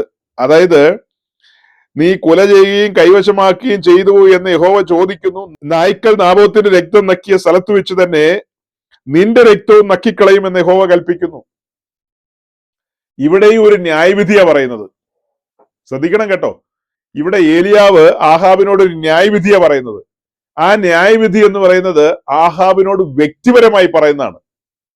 എന്നാൽ ചില വർഷങ്ങൾക്ക് മുമ്പ് ഗിലെയാദിലെ തിശ്ബിയിൽ നിന്ന് ശമരിയിൽ കടന്നു വന്ന് ആഹാബിനോട് ഏലിയാവ് ദൂത് പറയുന്നുണ്ട്. അത് ആഹാബിനോട് മാത്രമല്ല, ഇസ്രായേൽ സമൂഹത്തിന് ഒന്നടങ്കം ബാധകമായ ദൈവത്തിന്റെ അരുളപ്പാടാണ്. ഞാൻ പറഞ്ഞിട്ടല്ലാതെ മഞ്ഞും മഴയും പെയ്യില്ല എന്നുള്ള ദൈവിക അരുളപ്പാട് അന്ന് ഏലിയാവ് ആഹാബിനെ അറിയിക്കുകയാണ്. ഇന്ന് പറയുന്നത് ഇസ്രായേൽ സമൂഹത്തോടല്ല പറയുന്നത്, ആഹാബിനോട് വ്യക്തിപരമായിട്ടാണ് പറയുന്നത്. നിന്റെ രക്തം നായ്ക്കൾ ഇതേ സ്ഥലത്ത് വെച്ച് തന്നെ നക്കും. കുറ്റമില്ലാത്ത രക്തമാണ് നീ ഇവിടെ ചൊരിഞ്ഞത്. നാബോത്തിന്റെ രക്തം നീ ഇവിടെ വീഴ്ത്തി. ആ കാരണത്താൽ നിന്റെ മേൽ ദൈവത്തിന്റെ ന്യായവിധി വരുമെന്ന്. നോക്കണം, കർമ്മേലി വെച്ച് കണ്ട കാഴ്ചകൾ ഒന്നുകൂടെ ഞാൻ നിങ്ങളുടെ മുമ്പിൽ കൊണ്ടുവരികയാണ്. ആഹാബും കേട്ടതല്ലേ, ബാല് തീ ഇറക്കിയാൽ ബാല് ദൈവം, യഹോവ തീ ഇറക്കിയാൽ യഹോവ ദൈവം എന്ന് ആളുകൾ സമ്മതിച്ചത് ആഹാബും കേട്ടതാണ്. അവിടെ 12 കല്ലുകൾ വെച്ചുകൊണ്ട് യാഗപീഠം ക്രമീകരിച്ചുകൊണ്ട് ഏലിയാവ് ദൈവത്തിന്റെ സന്നദ്ധിയിൽ നിന്ന് ആ ഹ്രസ്വമായ പ്രാർത്ഥന പ്രാർത്ഥിച്ചത് ആഹാബിന്റെ കാതുകളിലില്ലേ? ഭയാനകം തന്നെ കേട്ടോ, ഭയാനകം. അത് ആഹാബിന്റെ കാതുകളിൽ ഉണ്ടെങ്കിൽ അടുത്ത അവന്റെ കണ്ണിന്റെ മുമ്പിലാണ് യാഗപീഠത്തിലേക്ക് ഉയരത്തിൽ നിന്ന് തീ ഇറങ്ങി വരുന്ന കാഴ്ച. ആ കാഴ്ച കാണുന്ന ആഹാബ് മനസ്സിലാക്കണം, കല്ലും മണ്ണും യാഗപീഠം വരെ കത്തിപ്പോയി. അതുപോലെ ഭയാനകമായ കോപാഗ്നിയാണ് വന്ന് വീഴുന്നത്. ജനമെല്ലാം അത് കണ്ട് കവിണ്ണു വീഴുകയാണ്. പക്ഷെ യവൻ ഒരു കൂസല് പോലും ഇല്ല. എന്തെങ്കിലും കൂസലുണ്ടോ? കൂസലുണ്ടെങ്കിൽ ഈ നാബോത്തിനെ ഇങ്ങനെ കൊല്ലുവോ? പിന്നീടുള്ള ചാപ്റ്ററുകളിലൊക്കെ ഒത്തിരി കാര്യങ്ങളുണ്ട്, ഞാൻ ഓടിച്ചു പറയുന്നതാണ്. 2 ഇൻസിഡന്റ് നിങ്ങളുടെ മുമ്പിൽ കൊണ്ടുവരികയാണ്. ഗിലെയാദിൽ നിന്ന് ആഹാബിന്റെ കൊട്ടാരത്തിൽ വന്ന് പറഞ്ഞ ദൂത് ഓർമ്മിപ്പിക്കുകയാണ് ഞാൻ. വീണ്ടും ഇന്നൊരു ദൂത് പറയുകയാണ്. ആ ദൂത് എന്താ? ആഹാബേ, നിന്റെ രക്തം ഇവിടെ വീഴുന്നാ പറഞ്ഞത്. അങ്ങനെയല്ലേ പറഞ്ഞത്? അത് കഴിഞ്ഞിട്ട് നമ്മൾ അതിന്റെ 25-26 വാക്യമൊക്കെ വായിക്കുമ്പോൾ ഈ ആഹാബിനെ കുറിച്ച് പറയുന്ന വിശദമായ കാര്യങ്ങൾ അവിടെയുണ്ട്. അതായത്, എന്നാൽ യഹോവയ്ക്ക് അനിഷ്ടമായുള്ളത് അതായത് ഇപ്പൊ വായിച്ച 20-ാം വാക്യത്തിന് ശേഷമുള്ള കാര്യങ്ങൾ വിശദമായി ഉണ്ട്, നിങ്ങൾ വായിച്ചോണം. 21, 22 മുതൽ അങ്ങനെ താഴേക്കുള്ള വാക്യത്തില് ആഹാബിന്റെ ഗ്രഹത്തിന് എന്ത് സംഭവിക്കുമെന്നും ഇസബേലിന് എന്ത് സംഭവിക്കും എന്നൊക്കെയുള്ള കാര്യങ്ങൾ അവിടെ ഉണ്ട്. അതൊക്കെ പറഞ്ഞു വന്നിട്ട് അതിന്റെ താഴെ 25-ാം വാക്യത്തിലേക്ക് വരുമ്പോൾ, എന്നാൽ യഹോവയ്ക്ക് അനിഷ്ടമായുള്ളത് ചെയ്യുവാൻ തന്നെത്താൻ വിറ്റുകളഞ്ഞ ആഹാബിനെ പോലെ ആരും ഉണ്ടായിട്ടില്ല. തന്നെത്താൻ വിറ്റുകളഞ്ഞ ആഹാബ്, ഇത്രയൊക്കെ കണ്ണിന്റെ മുമ്പിൽ കണ്ടിട്ടും ഹൃദയം കഠിനമായി പോയൊരു മനുഷ്യൻ, വല്ലാത്തൊരു മനുഷ്യൻ തന്നെ. കണ്ണിന്റെ മുമ്പിലാണ് ഈ കാര്യമൊക്കെ നടക്കുന്നത്. അവന്റെ കാതുകളാണ് അതൊക്കെ കേട്ടത്. അവനൊരു അനുതാപം ഉണ്ടായില്ല, ഒരു മാനസാന്തരം ഉണ്ടായില്ല. ചിലപ്പോഴൊക്കെ ഞാൻ ഓർക്കാറുണ്ട്, ചങ്കുപൊട്ടി പ്രസംഗിച്ചാലും ചില മനുഷ്യർക്ക് ഒരു കുലുക്കം പോലും ഇല്ല. ഭയങ്കര ഭയാനകം തന്നെ. സത്യദൈവത്തിന്റെ വചനങ്ങൾ നമ്മുടെ കാതുകളിൽ വന്ന് കേൾക്കുമ്പോൾ ആ വചനത്തിങ്കൽ വിറയ്ക്കുന്നവരാകുക എന്ന് പറഞ്ഞാൽ അത് വീണ്ടും ജനിച്ചവർക്ക് മാത്രമേ പറ്റുള്ളൂ. വീണ്ടും ജനിക്കാതെ ചുമ്മാ വെള്ളത്തിൽ ചാടി സ്നാനപ്പെട്ടെന്നൊക്കെ പറഞ്ഞു വരുന്ന പെന്തിക്കോസുകാരെ സംബന്ധിച്ച് അവർക്കൊന്നും വചനം കേട്ടാൽ ഒരു വിറയുണ്ടാകില്ല, യാതൊരു വിറയുണ്ടാകില്ല. 26-ാം വാക്യം ഒരു സീരിയസ് വാക്യം, നോട്ട് ചെയ്തോണം. യഹോവ ഇസ്രായേൽ മക്കളുടെ മുമ്പിൽ നിന്ന് നീക്കിക്കളഞ്ഞ അമോര്യർ ചെയ്തതുപോലെയൊക്കെയും അവൻ വിഗ്രഹങ്ങളെ ചെന്ന് സേവിച്ചു, മഹാമ്ലേച്ഛത പ്രവർത്തിച്ചു. ആ കാരണങ്ങളാൽ 28-ാം വാക്യം, ആ കാരണങ്ങളാൽ 28-29 വാക്യത്തിലേക്ക് വരുമ്പോൾ, അപ്പോൾ യഹോവയുടെ അരുളപ്പാട് തിശ്ബിനായ ഏലിയാവിനുണ്ടായി ആഹാബിന്റെ അതായത് ഈ പറഞ്ഞ കാര്യങ്ങളൊക്കെ ഇങ്ങനെ ചെയ്യുകയും അവന്റെ സ്വഭാവം അങ്ങനെ ആയതുകൊണ്ട് ദൈവത്തിന്റെ കോപം ആഹാബിന്റെ മേൽ ജ്വലിച്ചു നിൽക്കുകയാണ്. ഏലിയാവ് സന്ദേശം അറിയിച്ചു. ഇതൊക്കെ അറിയിച്ചു കഴിഞ്ഞപ്പോ ഈ കുറച്ചും കൂടെ താഴേക്ക് വന്ന്, അതായത് അവന്റെ പ്രാണൻ എടുക്കുന്ന വിഷയം വന്നപ്പോ, നിന്റെ പ്രാണൻ എടുക്കും എന്നുള്ള കാര്യം പറഞ്ഞപ്പോ അവനൊരു അനുതാപം ഉണ്ടായി, തൽക്കാലത്തേക്ക് ഒരു അനുതാപം ഉണ്ടായി. ആ അനുതാപത്തോടുള്ള ബന്ധത്തില് ഏലിയാവിനോട് പറയാണ്, അതായത് ആഹാബിന്റെ ജീവകാലത്ത് ഞാൻ അവന്റെ കുടുംബത്തിന് വരുത്തുമെന്ന് പറഞ്ഞ അനർത്ഥം വരുത്തില്ല, അവന്റെ കാലശേഷം ഞാൻ വരുത്തും. അതായത് ആഹാബിന് താൽക്കാലികമായി ഉണ്ടായ ഒരു അനുതാപം, ഹൃദയത്തിൽ നിന്നൊന്നും ആഴത്തിൽ അല്ല. ആ അനുതാപം കൊണ്ട് കാര്യമായ കാര്യമൊന്നും സംഭവിച്ചില്ല, തൽക്കാലത്തേക്ക് ന്യായവിധി ഒന്ന് നീട്ടിവെക്കാൻ പറ്റിയെന്ന് മാത്രം. ഈ പറയപ്പെട്ട സ്ഥലത്ത് വെച്ച് തന്നെയാണ് ആഹാബ് മരിക്കുന്നതും അവന്റെ രക്തം നായ്ക്കൾ നക്കുന്നതും. അതിനെക്കുറിച്ച് മനസ്സിലാക്കണമെങ്കിൽ തൊട്ടടുത്തുള്ള അധ്യായം 22-ാം അധ്യായത്തിലും കൂടെ പറഞ്ഞ് ഞാൻ അവസാനിപ്പിക്കാം. 22-ാം അധ്യായത്തിലേക്ക് വരുമ്പോൾ അവിടെ യഹോശഫാത്തും ആഹാബും കൂടെ റമോത്തിലേക്ക് യുദ്ധത്തിന് പോകാനായിട്ട് കോപ്പുകൂട്ടുകയാണ്. അങ്ങനെ യുദ്ധത്തിന് പോകാനായിട്ട് പ്ലാൻ ചെയ്യുന്ന സമയത്ത് ഇസ്രായേലിൽ ഏതാണ്ട് ഒരു 400-നടുത്ത് പ്രവാചകന്മാര്, കാലങ്ങൾ ഒത്തിരി മുന്നോട്ട് പോയി കേട്ടോ, ആ സമയത്തുള്ള കുറച്ച് പ്രവാചകന്മാരൊക്കെ കൂടി ആഹാബിനോടൊക്കെ പറയാണ്, ശുഭം തന്നെ, പൊയ്ക്കോ പോയി എല്ലാം ജയിച്ചടക്കി വാ എന്ന് അവര് പറയാണ്. അപ്പൊ യഹോശഫാത്തിനൊരു സംശയം തോന്നിയിട്ട് അദ്ദേഹം ചോദിക്കുകയാണ്, രാജാവേ, ഇവിടെ യഹോവയുടെ പ്രവാചകന്മാര് വേറെ ആരും ഇല്ലേ എന്ന് ചോദിക്കുകയാണ്. അപ്പൊ പറയാണ്, മീഖായാവ് എന്ന് പറയുന്ന ഒരുവനുണ്ട്, ഇമ്ലിയുടെ മകനായ മീഖായാവ് എന്ന് പറയുന്ന ഒരുവനുണ്ട്, അവൻ എന്നെ കുറിച്ച് ഗുണമല്ല ദോഷമേ പ്രവചിക്കുകയുള്ളൂ. അതുകൊണ്ട് അവനോട് ചോദിച്ചിട്ട് വലിയ കാര്യമൊന്നുമില്ല, അവൻ എന്നാ പറഞ്ഞാലും ഇങ്ങനെയൊക്കെയേ പറയൂ, ആശ്വാസകരമായതൊന്നും പറയില്ല, വെറുതെ സമയം കളയാന്ന് മാത്രമേ ഉള്ളൂ. അപ്പൊ യഹോശഫാത്ത് പറയാണ്, അരുതേ, അങ്ങനെ പറയരുതേ, അദ്ദേഹത്തെ കൂടി ഒന്ന് വിളിച്ചിട്ട് നമുക്ക് അരുളപ്പാട് കേൾക്കാം എന്ന് പറയുകയാണ്.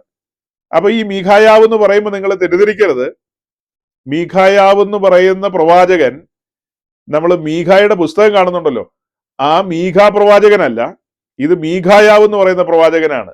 മീഖ എന്ന് പറയുന്ന പ്രവാചകൻ തെക്കേ ദേശത്ത് അഥവാ യഹൂദയിൽ പ്രവചിച്ച പ്രവാചകനാണ്. മീഖ എന്ന പ്രവാചകൻ തെക്കേ ദേശത്ത് യഹൂദയിലെ പ്രവാചകനാണ്. അതേസമയം താൻ ഇസ്രായേലിനോടും പ്രവചിച്ചിട്ടൊക്കെയുണ്ട്. താന് യെശയ്യാവിന്റെ സമകാലീനായിരുന്ന പ്രവാചകനായിരുന്നു. അതിനുശേഷമുള്ള പ്രവാചകനാണ് മീഖായാവ്. മീഖായാവിനെ നമ്മൾ ഇങ്ങനെ ഈ ഒരു അധ്യായത്തിലേ കാണുന്നുള്ളൂ. വിശദമായി മീഖായാവിനെ നമ്മൾ ഇങ്ങനെ ഒരു അധ്യായത്തിലേ കാണുന്നുള്ളൂ. മറ്റിടങ്ങളിൽ അങ്ങനെ അധികം കാണാൻ കിട്ടുന്ന ആളല്ല. ഒറ്റ അധ്യായം മതി. ആ ഒറ്റ അധ്യായത്തിൽ ദൈവത്തിന്റെ പ്രവാചകൻ ആരാണെന്ന് അക്കമിട്ട് നിരത്തുന്ന കാര്യങ്ങളാണ് കാണുന്നത്. ഞാൻ അടുത്ത ദിവസം പ്രവാചകന്മാരുമായി ബന്ധപ്പെട്ട ചില കാര്യങ്ങൾ പറയുന്നുണ്ട്. ആ സമയത്ത് ഈ കാര്യങ്ങളെ സൂചിപ്പിക്കാനായിട്ട് ആഗ്രഹിക്കുകയാണ്. സമകാലീനമായി നമ്മുടെ ഇടയിൽ സംഭവിച്ചുകൊണ്ടിരിക്കുന്ന പല കാര്യങ്ങളോടുമുള്ള ബന്ധത്തില് ദൈവത്തിന്റെ അരുളപ്പാടുകൾ അരുളി ചെയ്യേണ്ട ദൈവത്തിന്റെ പ്രവാചകന്മാർ എവിടെ എന്നുള്ളൊരു ചോദ്യം നമ്മൾ ചോദിക്കുന്നുണ്ട്. അപ്പൊ ഇന്ന് കാണുന്ന സോക്കോൾഡ് പ്രവാചകന്മാരെന്ന് പറയുന്ന പുള്ളികളുണ്ടല്ലോ, ആ പുള്ളികളെ ഒന്നും സ്വർഗത്തിലെ ദൈവം അഭിഷേകം ചെയ്ത് അയച്ചിരിക്കുന്നതാണെങ്കിൽ പാപത്തിനെതിരെ അവർ വിരൽ ചൂണ്ടും. അതായത് ഒരു സമൂഹം എന്നുള്ള നിലയിൽ നമ്മുടെ സമൂഹം വചനത്തിൽ നിന്ന് അകന്നുപോയി, ഉപദേശത്തിൽ നിന്ന് അകന്നു പോകുമ്പോൾ അവർക്ക് അടങ്ങിയിരിക്കാൻ കഴിയില്ല, അവർ ചാടി വീഴും. എന്നിട്ട് അവർ ദൈവത്തിന്റെ അരുളപ്പാടുകളെ പ്രസ്താവിക്കും. അങ്ങനെയുള്ള പ്രവാചകന്മാരെ നിങ്ങൾ എവിടെയെങ്കിലും കണ്ടിട്ടുണ്ടോ? ഇപ്പൊ ഞാനൊരു പ്രവാചകനെ കാണിച്ചു തരാം. അപ്പൊ അങ്ങനെ മീഖായാവിനെ വിളിക്കാൻ പറഞ്ഞു. മീഖായാവ് വരികയാണ്. അനുബന്ധമായ കാര്യങ്ങളൊക്കെ ഉണ്ട്, അതൊക്കെ വായിക്കേണ്ടതാണ്. അങ്ങനെ മീഖ വരുന്നു. മീഖയോട് കാര്യങ്ങൾ ചോദിക്കുമ്പോ ഈ 400 പ്രവാചകന്മാരും പറഞ്ഞത് ഒരേ കാര്യം തന്നെയാണ്, യുദ്ധത്തിൽ ജയിച്ചു വരും, അങ്ങനെ ഇങ്ങനെയാന്നൊക്കെയാണ് പറയുന്നത്. പക്ഷെ മീഖായാവ് നേരെ തിരിച്ചാ പറഞ്ഞത്. മീഖായാവ് എന്നാ പറഞ്ഞത്? മീഖായാവ് എന്താ പറഞ്ഞത്? അതായത് മീഖായാവ് ആഹാബിന് അനുകൂലമല്ലാത്ത കാര്യങ്ങളാണ് പറഞ്ഞത്. അപ്പൊ അങ്ങനെ പറഞ്ഞപ്പോ ആഹാബിന് കോപം ഉണ്ടായിട്ട് ആഹാബ് പറയാണ്, ആരെവിടെ ഇവനെ പിടിച്ച് കാരാഗ്രഹത്തിലാക്കാൻ. 27-ാം വാക്യം, കാരാഗ്രഹത്തിലാക്കി ഞാൻ സമാധാനത്തോടെ വരുവോളം ഞെരുക്കത്തിന്റെ അപ്പവും ഞെരുക്കത്തിന്റെ വെള്ളവും കൊടുത്ത് പോഷിപ്പിക്കേണ്ടതിന് രാജാവ് കൽപ്പിച്ചിരിക്കുന്നു എന്ന് അവരോട് പറയുക. ഞെരുക്കത്തിന്റെ അപ്പം ഞെരുക്കത്തിന്റെ വെള്ളം എന്ന് പറഞ്ഞാൽ അല്പം അപ്പം അല്പം വെള്ളം എന്നാണ് അർത്ഥം. എന്നിട്ട് ഞെരുക്കി വെള്ളം കുടിക്കാന്നല്ല, തെറ്റിദ്ധരിക്കരുത്. ഞെരുക്കത്തിന്റെ അപ്പം ഞെരുക്കത്തിന്റെ വെള്ളം എന്ന് പറഞ്ഞാൽ ഞെരുക്കത്തിന്റെ അപ്പം ഞെരുക്കത്തിന്റെ വെള്ളം എന്ന് പറഞ്ഞാൽ അല്പം അപ്പവും അല്പം വെള്ളം എന്നാണ് അർത്ഥം. അപ്പൊ അങ്ങനെ അല്പം കൊടുത്ത് അവന്റെ ജീവൻ നിലനിർത്തിയാൽ മതി എന്നുള്ളതാ പറയുന്നത്. ആ സമയത്ത്, അതായത് കയ്യാമം കയ്യിലേക്ക് വരാൻ പോവുക, രാജാവേ അത് മന്നിച്ചിടണം, അങ്ങ് പറഞ്ഞു പോയതാണ് ഒരു ഓളത്തിന്, സാരമില്ല പോയിട്ട് പോവാ നമുക്ക് കാണാം എന്നൊന്നും അല്ല പറയുന്നത്. എരിച്ച് പറയുന്ന ശബ്ദം കേട്ടോ, നീ സമാധാനത്തോടെ മടങ്ങി വരുന്നുണ്ടെങ്കിൽ യഹോവ എന്നെ കൊണ്ട് അരുളി ചെയ്തിട്ടില്ലെന്ന് പറഞ്ഞു. ആരോടാ ഈ പറയുന്നത്? ഇസ്രായേലിന്റെ മഹാരാജാവിനോടാ പറയുന്നത്. നീ സമാധാനത്തോടെ മടങ്ങി വരികയോ? അങ്ങനെ മടങ്ങി വരുന്നുണ്ടെങ്കിൽ ഞാൻ ഈ പറയുന്നൊന്നും യഹോവയുടെ അരുളപ്പാടേ അല്ല. നീ മടങ്ങി വരില്ല, നിന്റെ അവസാനം ഇവിടെ സംഭവിക്കാൻ പോവുക അല്ലേ? നീ മടങ്ങി വരില്ല എന്നുള്ള കാര്യം തീർത്തു പറഞ്ഞു. അതായത് അതിന്റെ താഴേക്ക് വരുമ്പോ ഈ കാര്യത്തിന്റെ വിശദീകരണങ്ങളുണ്ട് അല്ലേ? അതിന്റെ താഴേക്ക് വരുമ്പോ അതിന്റെ വിശദീകരണങ്ങളുണ്ട്. അവർ യുദ്ധത്തിന് പോയി, യുദ്ധത്തില് ആഹാബിന് അമ്പ് കൊണ്ടു, യുദ്ധത്തിൽ ആഹാബിന് മാരകമായ മുറിവേറ്റു, ആഹാബ് അവിടെ വീണു. അത് കഴിഞ്ഞിട്ട് നമ്മൾ അതിന്റെ 38-ാമത്തെ വാക്യത്തിലേക്ക് വരുമ്പോ കാണുന്നത്, അതായത് 38 അതായത് അതിന്റെ 35, 36, 37 വാക്യങ്ങളിലൊക്കെ നമ്മൾ കാണുന്നത് ആഹാബിന്റെ വീഴ്ചയാണ്. ആഹാബ് അവിടെ വീണ് മരിക്കുന്നതാണ്. അതായത് വീണ് മരിച്ച ആഹാബിനെ ആ രഥത്തിൽ അങ്ങനെ തന്നെ കൊണ്ടുവരികയാണ്, ശമരിയിലേക്ക് കൊണ്ടുവരികയാണ്. 38-ാം വാക്യത്തിലേക്ക് വരുമ്പോൾ നമുക്ക് കാണാൻ കഴിയും, രഥം ശമരിയിലെ കുളത്തിൽ കഴുകിയപ്പോൾ യഹോവ കൽപ്പിച്ചിരുന്ന വചനപ്രകാരം നായ്ക്കൾ അവന്റെ രക്തം നക്കി, വേശ്യാ സ്ത്രീകളും അവിടെ കുളിച്ചു. അതായത് ഏലിയാവ് മുഖാന്തരം പറഞ്ഞ ആ പ്രവചനം അവിടെ നിവൃത്തിയായിന്ന്, അതായത് ന്യായവിധി പൂർത്തീകരിച്ചു എന്ന്. ആഹാബിനോടുള്ള ദൈവത്തിന്റെ ന്യായവിധിയല്ലേ ഏലിയാവ് പറഞ്ഞത്? ആ ന്യായവിധി ഇതാ ഇവിടെ ഫുൾഫില്ലായി, പൂർത്തിയായി. അപ്പൊ ഇതൊക്കെ ഇസ്രായേൽ ജനം കണ്ടുകൊണ്ടിരിക്കുകയല്ലേ, ഇതെല്ലാം കണ്ടുകൊണ്ടിരിക്കുകയാണ്. തുടർന്ന് ഏലിയാവിന് ശേഷം ഏലീശ രംഗത്ത് വരികയാണ്. ഏലിയാവിന്റെ ഈ ഒരു കാലഘട്ടത്തിൽ ഏലിയാവ് ധാരാളം പ്രവാചക ശിഷ്യന്മാരെ സജ്ജമാക്കുന്നുണ്ട്. അതായത് പ്രൊഫറ്റിക് സ്കൂള് അവിടെ ധാരാളം ഉണ്ട്, ധാരാളം പ്രവാചക ശിഷ്യന്മാർ രംഗത്ത് വരുന്നുണ്ട്. ഏലീശ പിന്നീട് ശക്തനായ പ്രവാചകനായിട്ട് രംഗത്ത് വരുന്നുണ്ട്. അത് കഴിഞ്ഞിട്ട് നമുക്ക് ഹോശയെ കാണാൻ കഴിയുന്നുണ്ട്, അത് കഴിഞ്ഞ് ആമോസിനെ കാണാൻ കഴിയുന്നുണ്ട്. ഈ പ്രവാചകന്മാരെല്ലാം വടക്കേ ദേശത്ത് പ്രവചിച്ചു. അതിൽ വിശദമായി പഠിക്കേണ്ട പുസ്തകമാണ് ഹോശയുടെ പുസ്തകം.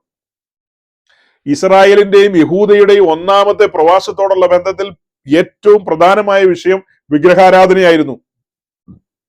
ഇസ്രായേലിന്റെയും യഹൂദയുടെയും ഒന്നാമത്തെ പ്രവാസത്തോടുള്ള ബന്ധത്തില് നമ്മൾ ഏറ്റവും ഗൗരവമായി പഠിക്കുന്ന വിഷയമാണ് വിഗ്രഹാരാധന.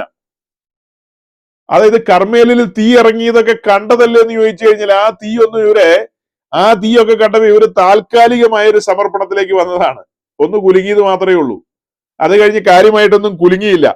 അത് കഴിഞ്ഞ് കാര്യമായിട്ടൊന്നും കുലുങ്ങിയില്ല. 2 രാജാക്കന്മാർ 18-ാം അധ്യായത്തിലേക്ക് വരുമ്പോൾ 2 രാജാക്കന്മാർ 17-ാം അധ്യായത്തിലേക്ക് വരുമ്പോൾ അവിടെയാണ് ഇസ്രായേലിന്റെ പ്രവാസം പൂർത്തിയാകുന്നത്. അവിടെയാണ് ഇസ്രായേല് അശൂറിലേക്കുള്ള പ്രവാസത്തിലേക്ക് കടന്നു പോകുന്ന കാഴ്ച നമ്മൾ കാണുന്നത്. പ്രവാസം പൂർത്തീകരിക്കപ്പെടുകയാണ്. അങ്ങനെ ആ 17-ാം അധ്യായത്തിലേക്ക് വരുമ്പോൾ അതിന്റെ 13-ാമത്തെ വാക്യം ഒന്ന് വായിക്കണം. അതിന്റെ 13-ാമത്തെ വാക്യം. ഞാൻ ഈ സമയം പോയിട്ടും ഇത്രയും പറഞ്ഞ് മുന്നോട്ട് കൊണ്ടുവന്നത് ഈ 13-ാം വാക്യം ഒന്ന് വായിക്കാൻ വേണ്ടിയിട്ടാണ്. അതിൽ നിന്ന് ഒരു കാര്യം എനിക്ക് നിങ്ങളുടെ മുമ്പാകെ കൊണ്ടുവരണം. ആ വാക്യം ഒന്ന് വായിച്ചേ.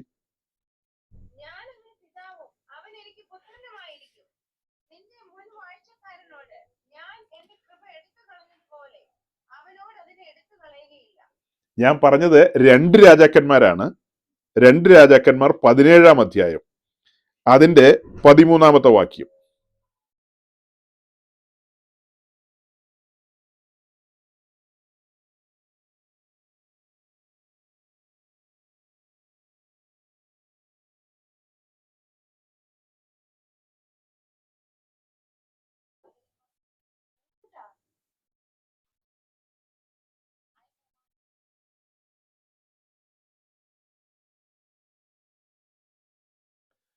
സൗരങ്ങൾ ഈ വായിച്ച 13-ാമത്തെ വാക്യത്തിനകത്ത് ഗൗരവമായ ചില ചിന്തകളുണ്ട്.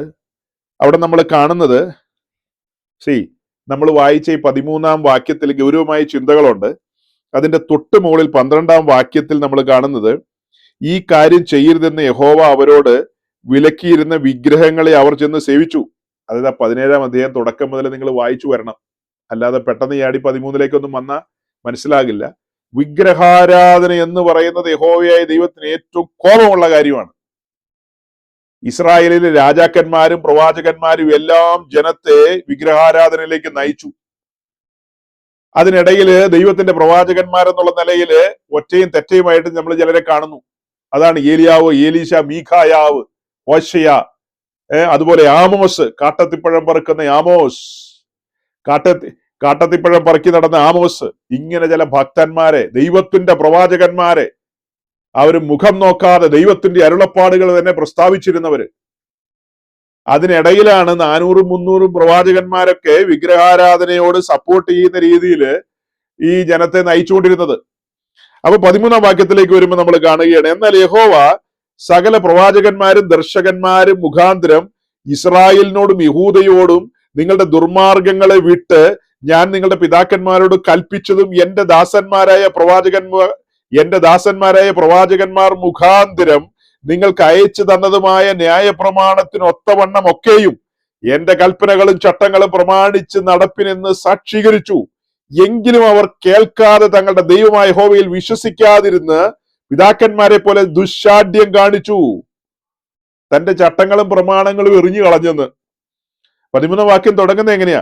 സകല പ്രവാചകന്മാരും ദർശകന്മാരും മുഖാന്തരം ഇസ്രായേലിനോടും യഹൂദയോടും നിങ്ങളുടെ ദുർമാർഗങ്ങളെ വിട്ടുതിരിയണമെന്ന്. അതായത് സമകാലീനരായ മറ്റ് പ്രവാചകന്മാർ പറഞ്ഞ കാര്യങ്ങളും കൂടെ നമ്മൾ ദിനവൃത്താന്ത പുസ്തകത്തിൽ നിന്നൊക്കെ വായിക്കുകയാണെങ്കിൽ നമുക്ക് മനസ്സിലാകും, ഇടതടവില്ലാതെ അവരോട് പറഞ്ഞിട്ടും അവര് കേൾക്കാൻ കൂട്ടാക്കിയില്ലെന്നാണ് വായിക്കുന്നത്.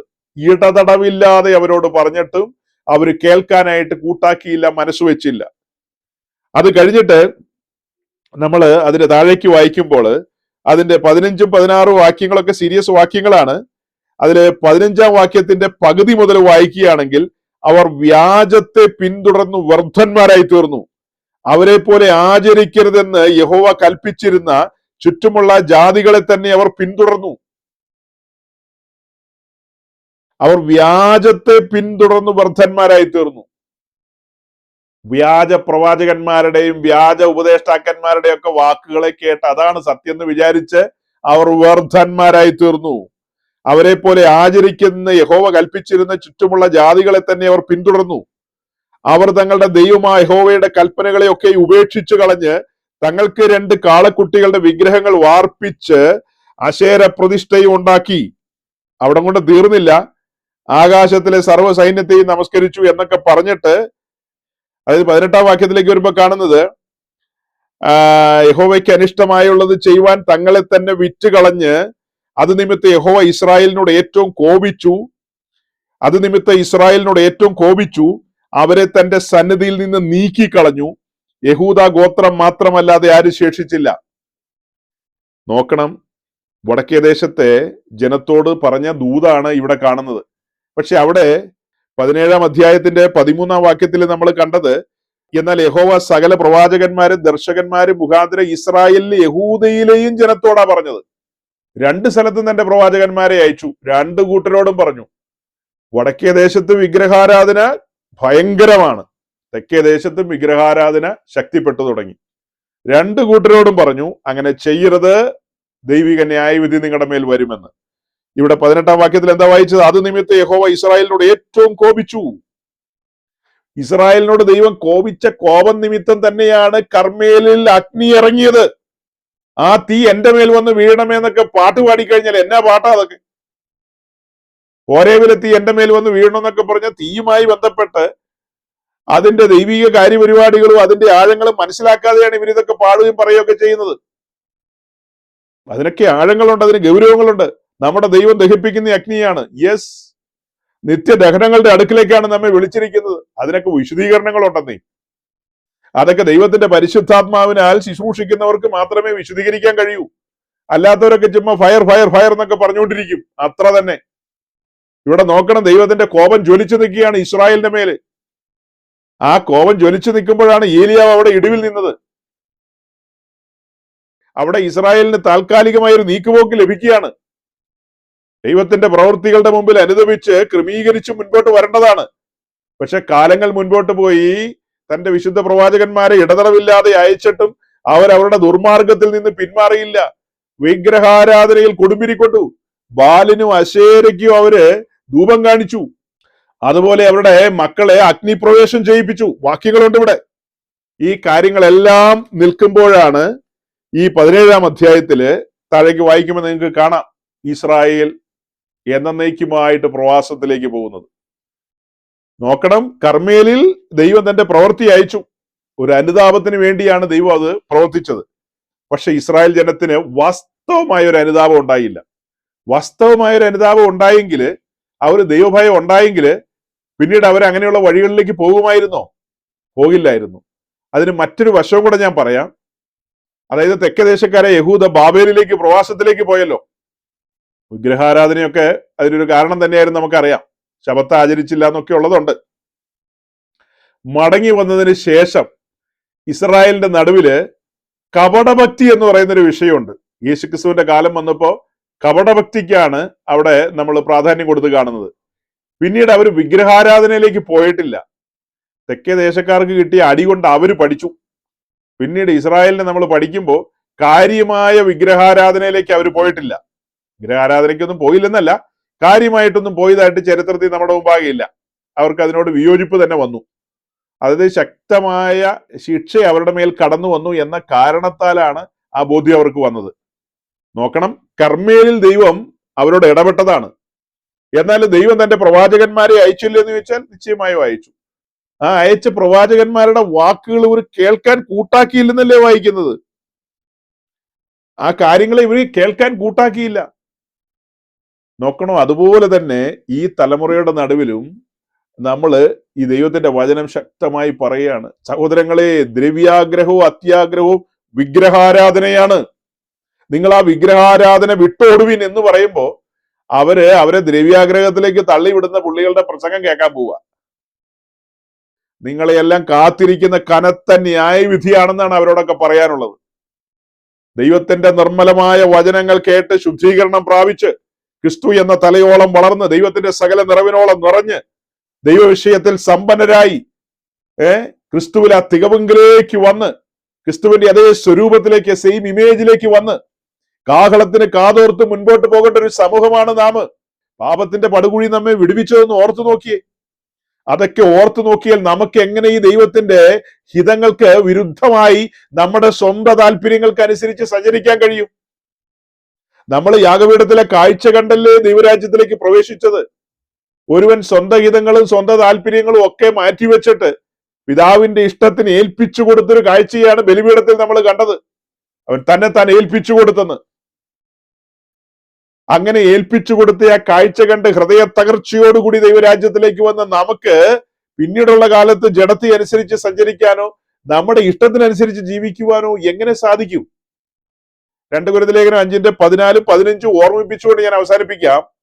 അതായത് എല്ലാവർക്കും വേണ്ടി ഒരുവൻ മരിച്ചിരിക്കെ ഇനി ജീവിക്കുന്നവർ തങ്ങൾക്ക് വേണ്ടിയല്ല ജീവിക്കേണ്ടത്, തങ്ങൾക്ക് വേണ്ടി മരിച്ചുയർത്തവനായിട്ട് തന്നെ ജീവിക്കേണ്ടതാകുന്നു എന്ന ഒരു നിർണയമാണ് അവിടെ ദൈവത്തിന്റെ ദാസൻ പൗലോസ് രേഖപ്പെടുത്തി വെച്ചിരിക്കുന്നത്. എല്ലാവർക്കും വേണ്ടി ഒരുവൻ തന്നെത്താൻ ത്യജിച്ച് വേഷാൽ മനുഷ്യനായി താണിറങ്ങി വന്ന കാഴ്ച നമ്മൾ കണ്ടവരാണ്. അങ്ങനെ തന്നെത്താൻ ത്യജിച്ച് താണിറങ്ങി വന്ന ക്രൂശിതനായ ക്രിസ്തുവിനെ കണ്ട് ദൈവരാജ്യത്തിലേക്ക് പ്രവേശിച്ച നാമും നമ്മെ തന്നെ ത്യജിച്ചുകൊണ്ട് നാൾതോറും ക്രൂശെടുക്കുവാനായിട്ട് സമർപ്പിക്കപ്പെട്ട ആളുകളാണ്. അതിനിടയിൽ നമ്മുടെ ഉള്ളിൽ ജഡത്തിന്റെ ചിന്തകൾ വരില്ലെന്നല്ല, അങ്ങനെ കടന്നു വരാം. അങ്ങനെ കടന്നു വരുന്ന ജഡത്തിന്റെ ചിന്തകളെയെല്ലാം നാം മരിപ്പിക്കണം. അതിനെയെല്ലാം വാളുകൊണ്ട് വെട്ടണം. അതിന് ഉതകുന്നതായ നിലയിലുള്ള വചന ശുശ്രൂഷകളാണ് നമ്മൾ കേൾക്കേണ്ടതും അനുഭവിക്കേണ്ടതും. അതിന് പകരം നേരമ്പോക്ക് കാര്യങ്ങളൊന്നും അല്ല കേൾക്കേണ്ടത്. നിങ്ങളാരും അങ്ങനെ കേൾക്കുന്നവരല്ല. ഒരുപക്ഷെ പിന്നീട് നമ്മളെ കേൾക്കുന്ന ആരെങ്കിലും ഈ കാര്യങ്ങളൊക്കെ ശ്രദ്ധിക്കുകയാണെങ്കിൽ അങ്ങനെയുള്ള സഹോദരങ്ങളോട് സ്നേഹബുദ്ധിയ മുന്നറിയിപ്പ് നൽകുകയാണ്. നിങ്ങൾ അങ്ങനെയുള്ള വഴികളെ ഉപേക്ഷിച്ചുകൊണ്ട് ക്രൂശിങ്കിൽ അഭയം പ്രാപിക്കുക. ക്രൂശിന്റെ വചനത്തിനനുസരിച്ച് മുൻപോട്ട് ജീവിച്ചു പോകാനായിട്ട് ഉത്സാഹിക്കുക. ഇസ്രായേലിന്റെ മേൽ കടന്നു വന്ന ദൈവിക ന്യായവിധി രണ്ട് രീതിയിലാണ് പറഞ്ഞത്. ഒന്ന്, കർമ്മേലിൽ ദൈവത്തിന്റെ ന്യായവിധി വന്ന കാര്യം പറഞ്ഞു. ഒടുക്കം 2 രാജാക്കന്മാർ 17-ാം അധ്യായത്തിലേക്ക് വന്നപ്പോ സ്വർഗത്തിലെ ദൈവം തന്റെ ദാസന്മാരിലൂടെ പറയുകയാണ്, തന്റെ പ്രവാചകന്മാരെ ഇടതടവില്ലാതെ അയച്ച് പറഞ്ഞിട്ടും അതൊന്നും കൂട്ടാക്കിയില്ല, അതിന് ഗൗരവം കൊടുത്തില്ല. അവരെ കാത്തിരുന്ന് പ്രവാസമായിരുന്നു. പ്രവാസം എന്നുള്ളത് കൊണ്ട് നമ്മൾ എന്താ ഉദ്ദേശിച്ചത്? ദൈവസാമീപ്യം ഇല്ലാത്തൊരവസ്ഥയാണ്. അപ്പൊ ദൈവസാമീപ്യം ഇല്ലാത്ത, ദൈവസാന്നിധ്യം അനുഭവിക്കാത്ത, ദൈവാലോചന ഇല്ലാത്ത അങ്ങനെ ഒരു നിമിഷങ്ങൾ നമ്മുടെ ജീവിതത്തിൽ സംഭവിക്കാതിരിക്കണമെങ്കിൽ പഴയ പാതയിലേക്ക് മടങ്ങി വന്ന് ഉപദേശം കൈക്കൊണ്ട് വചനത്തിൽ നിലനിൽക്കേണ്ടത് ആവശ്യമാണ്. അതുകൊണ്ട് എല്ലാ പ്രിയപ്പെട്ടവരെയും ഞാൻ വചനത്തിൽ നിലനിന്നുകൊണ്ട് കർത്താവിന്റെ വരവിന് വേണ്ടി നോക്കി പാർക്കുവാൻ ആഹ്വാനം ചെയ്തുകൊണ്ട് വാക്കുകളെ ചുരുക്കുന്നു. ദൈവം നിങ്ങളെ അനുഗ്രഹിക്കട്ടെ.